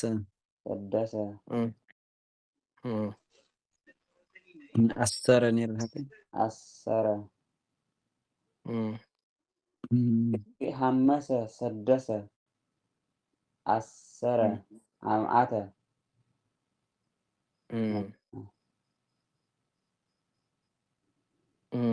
እዚኣ ክንደይ? እዚኣ ሰመነ ሻድሸይትና ድያ ሕጂ ሰለሰ ኢልኩም ሓመሰ ሰደሰ ኣምዓተ ኣርባዕተ ደልና ዓሰረ ሓሙሽተ እዚኣ ሻድሸይትና ሻድሸይት እሺ ሰመነ ሾመንተ ገበረ ማለት እዩ። ሰመነ ይስየምን ይገብር ይሰምን ክገብር ይሰምን ይግበር ሰምኖ ሰምኖት ምግባር ስሙን ሳምን ሰማኒ ዝገበረ ስሙናን ሳምናን ሰማንያን ዝገበሩ ስምንት ሳምንት ሰማኒት ዝገበረት ስሙናት ሳምናት ሰማንያት ዝገበራ መሰምን መስተሰምን መስተሳምን ባይድ ቅጽል ሰመንት መድበል ሰማኒ ሰማኒቱ ጉልት ዲ ሓቀይ ጉልት ውስጥ ጉልት ሴቶች ሰመንቱ ጉልት የወንዶች እሺ ሰማንያ ጥሬዘር ሳምኒት ሳምኒት ወትመላድ ማለት ተፈከል ስምን ዘመድ ዘር እሺ ሰመነ ነው አይደለም? ሳምኒት ኢልና ኢና እሺ መስምንት ትስምንት ባይድ ከመላድ መስምንታት ትስምንታት በብዙ ሰመነ እንዴ ሓቀ አዎ ዝተረፈ ድሓን ንራእየሽ ሰመነ 8 እንደገና ሰሙን ኢልና እየ ዶ ሰሙን ካብዚ ዝወፅእ ሰሙን ዘመድ ዘር ሰሜን ዘመድ ዘር ሰሙን ሰሜን ዘመድ ዘር ክበዝሕ ከሎ ከዓ ሰሙናት ሰሜናት ይብል ማለት እዩ። እሺ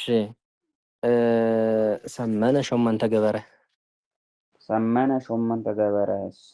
ስሙን ሳምን ውስጠ በሳምን ወር እንዲል ዘካርያስ 1:1 ሰሙናን ሳምናን በብዙ 8 ሳምንት ለሴት ስሙናት ሳምናት በብዙ መሰምን መስተሰምን መስተሳምን ባይድ ቅጽል ሰመንት መድበል ሰመንቱ ምዕላድ ጉልት ወምዕላድ ጉልት ውስጠ ዘ ሰማኒቱ ጉልት የሴት ይሎሎ ሰማኒ ለገቢር ለተገብሮ ይከታል። እሺ በተገብሮ ሰማኒ ክረምቱ እንዲል ሁለተኛ ነገሥት 22:1 በገቢር 10 ወሰማኒ አንስተ እንዲል ካልኣይ ዜና መዋዕል 11:21 ሰኒቱ በገቢር እንዳለም ግዕዝም ያናግራል። ግዕዝ ሲያናግር ወአትረፈ ሰማኒተ ነፍሳተ እለ አቀቡ ቃሎ እንዲል ቅዳሴ ግሩ أقنع أياس كزيها وأترف سمانية نفسات إلا أقابو قالوا سيكانا خمي بالنباو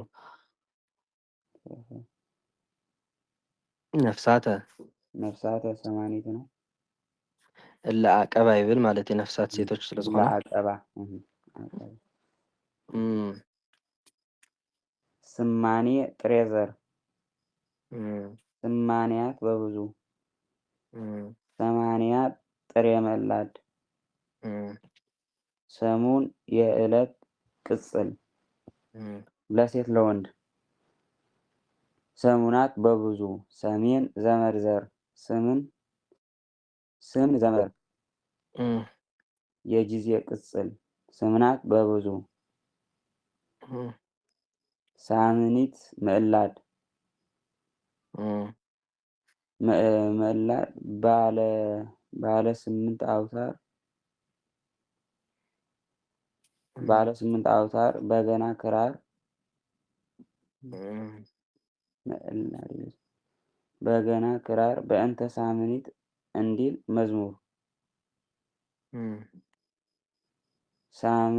ሳምኒታት በብዙ ትስምንት ባዕዲከ ምዕላድ የስምን ምስክር ስምን በእመት እንዲል ኩፋሌ እሺ አብዚያ ጊዜ ሳምኒት እሺ ሳምኒት ምዕላድ ዲሉስ ባለ 8 بعد شمنت أوتار بعد شمنت انتن زلو وندي أو شمنت جمد زلو قرار اللي هو حمشتو عصرتي مثلا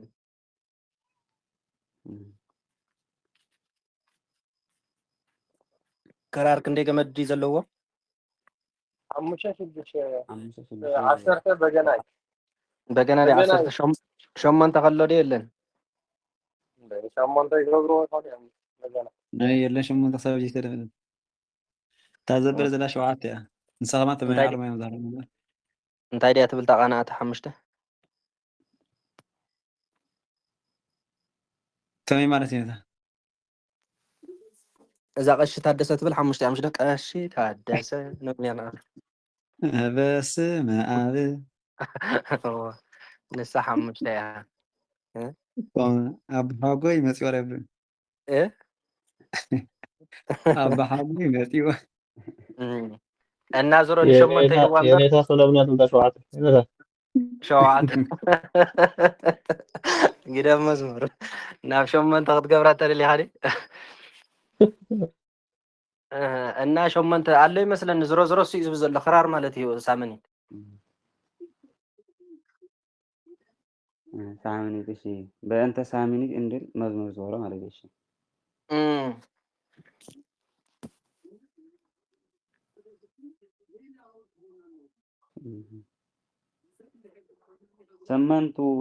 ሰመንቱ ምዕላድ ጉልት ዝበሎ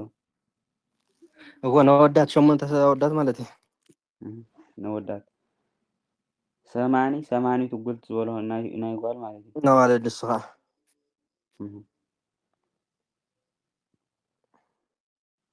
ሰማንን ገቢርን ተገብረ ይኽእል ኢልና ለሐቀ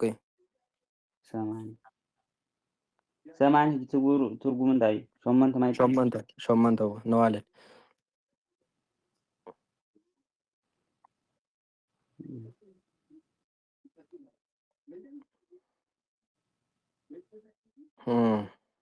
ሰማኒቱ በገቢር እንዳለም ግዕዝም ያናግራል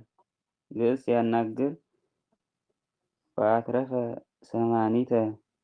ግዕዝ ይቅየር ማለት እዩ ካብ ሰማኒን ገቢርን ተገብሮ በኮለ ይኽእል ኢሉ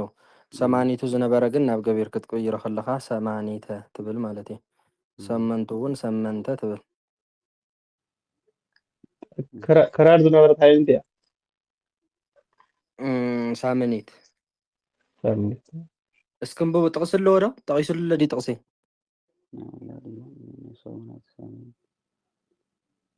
ሳምኒት ምዕላድ ኢሉሲ ባለ 8 አውታር በገና ክራር በእንተ ሳምኒት እንዲል መዝሙር 101 ሳምኒታት በብዙ ምስክር ያምጣሉ ዘሎ እንተ ሳምኒት አሚትን ሓደን ኣሎ ማለት ፍቶ መዝሙሩ ምርአይ ካዲ እሺ እቲ ስምንት ዝበሎ ባዕድ ከመላር ኩሉ ሸሞንተ ማለት ይኸልእ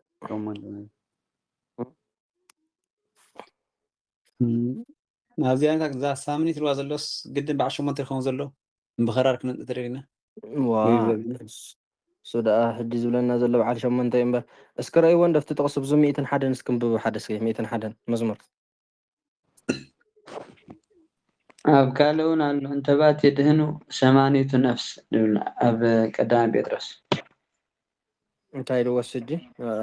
እስኪ እንተባቲ ድህኑ ሰማኒቱ ነፍስ እሱ እኳን ነፍሳት 8 ነፍሳት ማለት እዩ ወከነ በሳምንት ለፀውዖሙ ኣብ ዘላውያ ሳመኒት ዝበለት ዳ እሱ ንሸሞንተ ሰባት ገለ እዩ ዘመልክት ዘሎ እታ ሳመኒት ዝበለ መዝሙር 101 ግን ምስቲ ጌርና ካፋር ይመስለናሽ ዶ ሓደ ይኮነ ፍቲ ገዝን ወይስ እዚ ኮ መብገዚ ጽሕፎ ኣብ ትግርኛ ዲኹም ትሪዶ ዲኹም 101 እንዴ 102 ብትግርኛ ናንተ ስታይ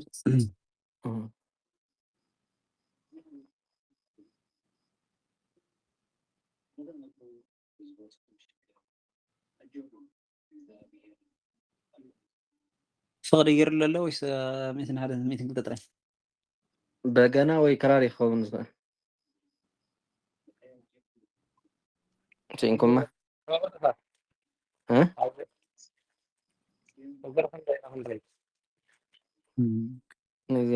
ሓደን ጥራይ ኢልዋ እምበር ኣይ ቁፅሪ ገበረላኒ ንምርካባ ከተሸግራ ድሓን ቀሲልኩም ረእይዋ እሺ ቀፅል እሺ እቲ ስምን ዝበለውን 8 ማይቲ ስምን ወጠቕሊሉ 8 ማለት እዩ ሰሜን ዝበሎ ዝኾነ ምስጢር ኣለዎ ዲ ወይስ እዞም ባሕሪ ሃሳብ ዝተምሃሩ እኳ ይፈልጥዎ ይኾኑ እዮም ሰሜን ንምርካብ 8 ቀመር ተጠቂሞም ገለ ዘብልዎ ኣለዉ ኣቋፃፅራ ናይ ዘመን ኣቋፃፅራ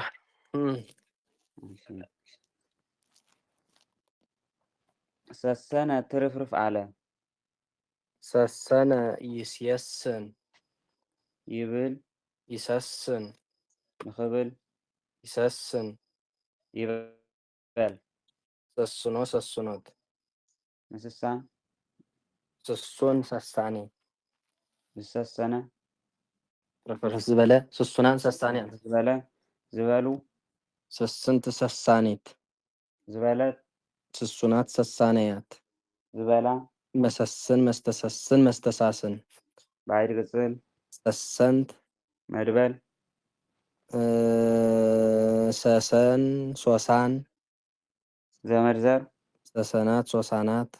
በብዙ ሰሰነ ትርፍርፍ በለ ሰሰነ ትርፍርፍ በለ ሲየሰኛ ሆነ ስሱን ውስጠዘ መሰስን ባዕድ ቅጽል ሰሰንት መድበል ሰሰን ሶሶን ዘመድዘር ዛቲሰ ኃጢአት ሰሰን ንባብ እስኪ ዛቲሰ አበጋ በኮሪና ኔርና እናንታይ እሰሲ ከሳድስና ከግዕዝ በቀር ሌሎችን ያስነሳል ግዕዝ በለ ተነሽ ኢልና ርኢና ኔርና ዛቲ ወዳቕ ስለ ዝኾነ ዛቲሰ ኃጢአት ይብል ማለት ዛቲሰ ኃጢአት ሰሰን እችት ይእቲ ንዝመት እዩ እንዲህ ቀዳማይ ነገሥት 15:23 ሰሰናት ሶሳናት በብዙ ሰዋስን ናይ በብዙ ሶሳናት ሰዋስን በብዙ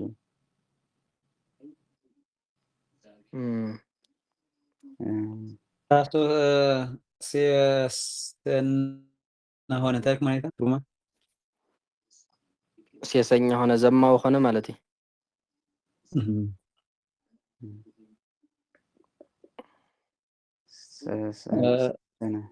ሰሰነ ግን አሁን ከሎ በትግርኛ ክንብሎ አይንሃል ማለት ሰሰነ ሰሱኑ ይበሃል ብዙሑ ማለት እንዲ ተረፍረፍ በለ ይበሃል ይወሓቅ ካብ ትግርኛ ሰሱኑ ዘምደቀ ይበሃል ብዙሑ ማለት እዩ ትረፍርፍ በሉ ማለት እዩ። ቅድሚ ኣኺሉ ተረፈይና ነይራ ቅድሚ ብሽነታ ወይስ ካሊኣ ነይራ ኣኺሉ ተረፈይና ነይራ ቅድሚ ሕጂ እንታይ ዝብል ኮን ናህና ሃዲ ከማይና ዝሕር ኣኺሉ ተረፈ ነይራ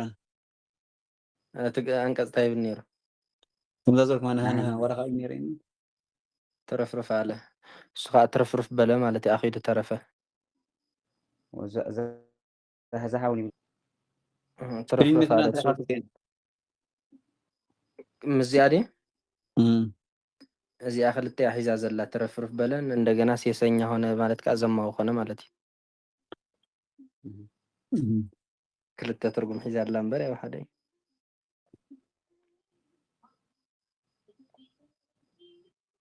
ናይ ንዲያቆን ኮርስ በዝሐ ገለ ትወፅእ ኢኹም ኢሉ ኣንስ በዝሐ ወራት ክኸውን ትኽእል ኢልኩም ፅኒሕኩም ወይስ ኣንተጋጊ እንደ ዙሮት ቃል ብካልእ ወይ ነብል ነርና እንታይ ለካ ነይረኽቦ ወሰሰነሲ ሰሰነስ ንሱ እዩ እወ ብዙሑ ይበሃል እዎ ክምረቕ ከሎ ሰሱኑ ዘምደቀይ ማለትስ ብዙሑ ማለት እዩ። ትርፍርፍ በለ ማለትስ በዚሕኹምስ ትርፍርፍ በሉ ማለት እዩ። ትርፍርፍ በለ ማለት እኮ ያው ጀሪካን ክትመልኣ እሞ ብድሕሪኡ ጀሪካን መሊኡ ዝፈስስ እኽሊ ከዓ መሊኡ ዝፈስስ ማለት እዩ። ልዕሊ ዓቐን ኮይኑ እንበለ መጠን ብዙሕ ማለት እንዳሉ በቃ ልዕሊ ዓቐን ማለት እዩ።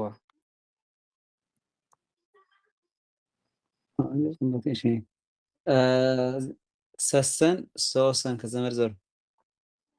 ዝሙት ይስኻ ክልቲኡ እዙ ሶሳን ዝበሎ እኳ ኮሶ ዝበሃል ሕማም ኣሎ ትግርኛ እንታይ ምዃኑ ኮሶ ዝበሃል ሕማም ኢልና ኣቢልና ነርና በአማርኛ ኣካኪና ኮሶ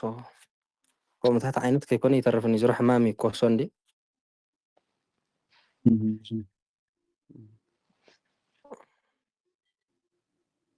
ሶሶን ኮሶን ኣብ ከብድኻ ዝኾነ ደቀቕቲ ዓሰኻ ገለ ትጠሩ ከቢድ ሕማም እዩ ከምዚ ጀርምታት ገለ ከምኡ ይመስለኒ ናይ ከብዲ ድዩ በቃ ንሱ እዩ ኮሶ ይበሃል ሶስና እንታይ ምዝያም ተሓዝ ኣለዋ ኣውፂዋ ዲ ከምዚ ሃይወፃና ተዘኪራትኒ የብላና ታነባባ ድያ እስክበላ ሶስና ወሃበ ሶስና ድንግል ወሃበ ሶስና ዝብልዎ ኢና ንብላ መብዛሕትኡ ይመስለኒ ዝተለምደት ሶስና ዘይኮነስ ሶስና ተበቀቢልካ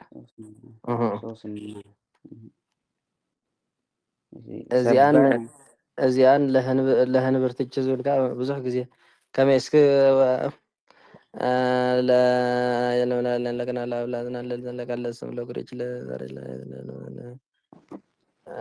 ለኣይጋር እችልካ እስካ ዓድል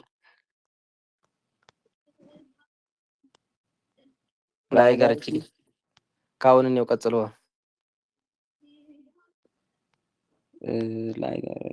ደሓን ዞሮ ዞሮ እንታይ ንምባል ኢለ ህምብርትች እዮም ዝብሉ መብዛሕትኡ ክዕድሉ ከለዉ እና ለህምብርትች ዘይኮነስ ለህንብርትች ከይጠበቐ እሺ ታሪ ከይጠበቐ ማለት እሺ ሰበነ ጠመጠመ ቀተለ ዲ ሰበነ ባይወ ሰበነ ይሰብን መልካም ይጥምጥም ይስብን ንኸጥምጥም يسبن يطمطم سابين سابينوت زطمطمة سون مطمطم سباني زطمطمة سونان سبانيان زطمطمو سبن سبانيت زطمطمت سونا سبانيات زطمطمة سنبن سنبن سنابن بعد قصل سنبنت مدبل سبنت نو سبنتا سبنت مدبل والله መልካም ሰበነ ሽዑ سبنة سبنة طمطمة سبون استاذ مسبن بعد قصل سبنت مدبل سبن زمرزر سبنات ببزو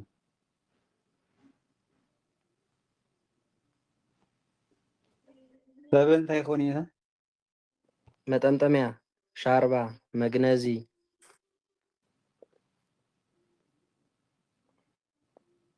እዛ ኣብ ክሳድና ንገብራ መሸላ ሻርባ ናይ ኤርትራ ዲያቆናት እዮም ዝገብሩ ኣሳይኑ ነሳው ቀደም ጎንደር ቅኔ ተቐኒና በቃ ዓብይ ሞያ ዝሓዝና መሲልና ሳቅ ጌርና ንኸይድ ነርና ብዝመይ ዓይነ ዝበሃል ናይ ኤርትራ ከማ ክትሸጥኻ ክትብላ ከለካ ባያ ትፍለጥ ኣብ ኤርትራ ከማ ክትገበር ዲያቆን ተኾንካ ኣባ ተስፋ ማርያም ዝበሃሉ ነይሮም ትፈልጥዎም ዶ ትኾኑ ናብ ዓይኒ ዓብይ ቦ ነይሮም ሓደ እዛ ሻርባ እዚኣ እንታይ እያ እዚኣ እኮ ናይ ትዕቢት እያ ባዕሌነታ ግን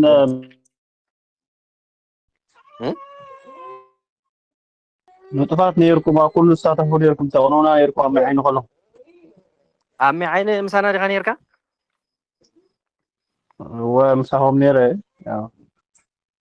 أنا أبناء هذا العالم نيرنا صون سير نيرنا أساس كله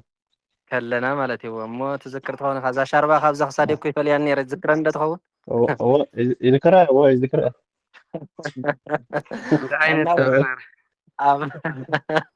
أبا تسمع مريم جنت هاي يقول أنت يا أخي أنت قول عزا شربة كبر زل خزي أكون هاي تعبيت ملكتي أكوز أي عندك دفة بروح بني رمو جيم كامودي شاربا مالسي هذا يتكلم شاربا وقار فيديو ده يكونه بحافش شاربا دا مالت انتاي صقم له ግን حق تحيش او تتخكل نحرا مصيخان تقبيت يزغبر نيرو مالت انا خمزي كاس قلقا افكحت مبيلك افكان غير تغبر ነገር مشله ايوه بر شاربا بر ولا حن صقم يقول انغرما انديا نعبيت نطلع غيرك زنها مش فانون لا ساون لا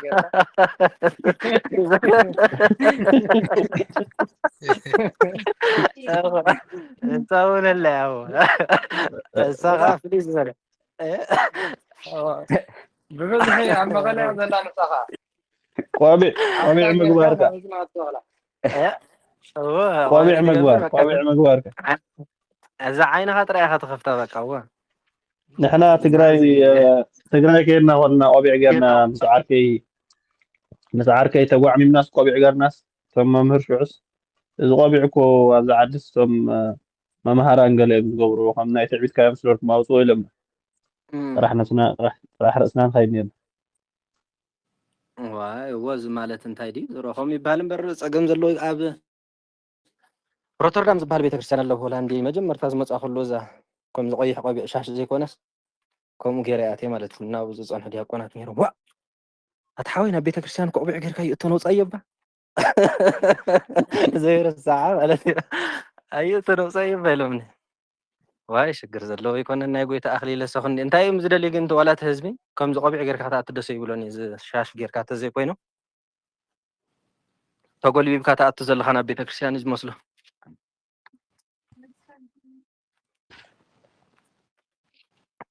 ها እሺ ስእነ ደከመ ስእነ ኢሉስ ደከመ ደልዎ ዋ ደከመ እንተ ኢሉ ዳ ኸይደኽመና ያኽልና የሱ ቅፅል ኣክል እና ብደንቢ ይቀፀል ያው ክንደይ ተሪፍና ጎራጅ እኳ ነዊሕ ዝኸውን ሓንቲ ወንበር ዘይኮነ ፍርቂ ንምትራፍ ንምብፃሕ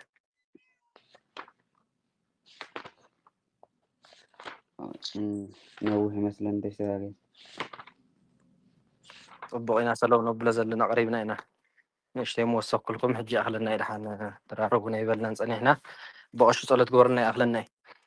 صباح زرفايو ومساعدكم أتو ماشي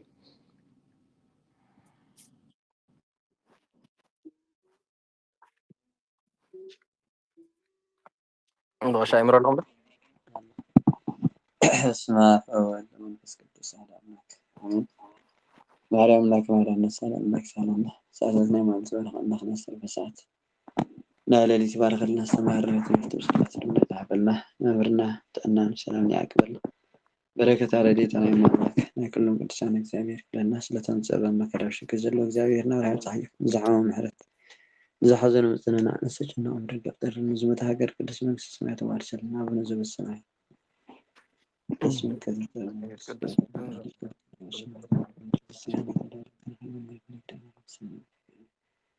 كمان أنا نريد بسرنا تبعنا كيسون شكلنا علينا نوع عند كل كيش مجاك يتمنى قصاي مش معتاني من العالم أمين سلام تسمي من أقول زي في مريم سلام لك بالله سجود زعيم سلام لك ورتان تمانس وبرك استجت بس تماري من تتذكر يا رب سلام وصلي مرة أنت أنا أقول لك يسوع كريستوس كم يسرعنا تمنيت مع النبي ጊዜናው አምላክ ነው መድኃኒነ ኢየሱስ ክርስቶስ ካለቀ ካህናት ስለ ኃጢአት ሁሉ ሳሲያበሳ ስልጣነ ዘወሃቦሙ ለአበዊነ ሐዋርያት አበዊ ካህናት አበዊ ዲያቆናት አገር ታማታ ያርገው ህፃናት ኩንብታነውን ጻህነ ድለዋነ ለመንግስተ ሰማያት እግዚኦ መሐረነ ክርስቶስ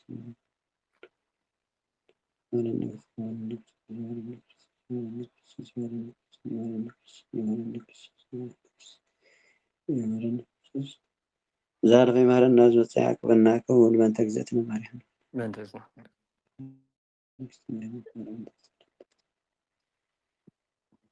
Next,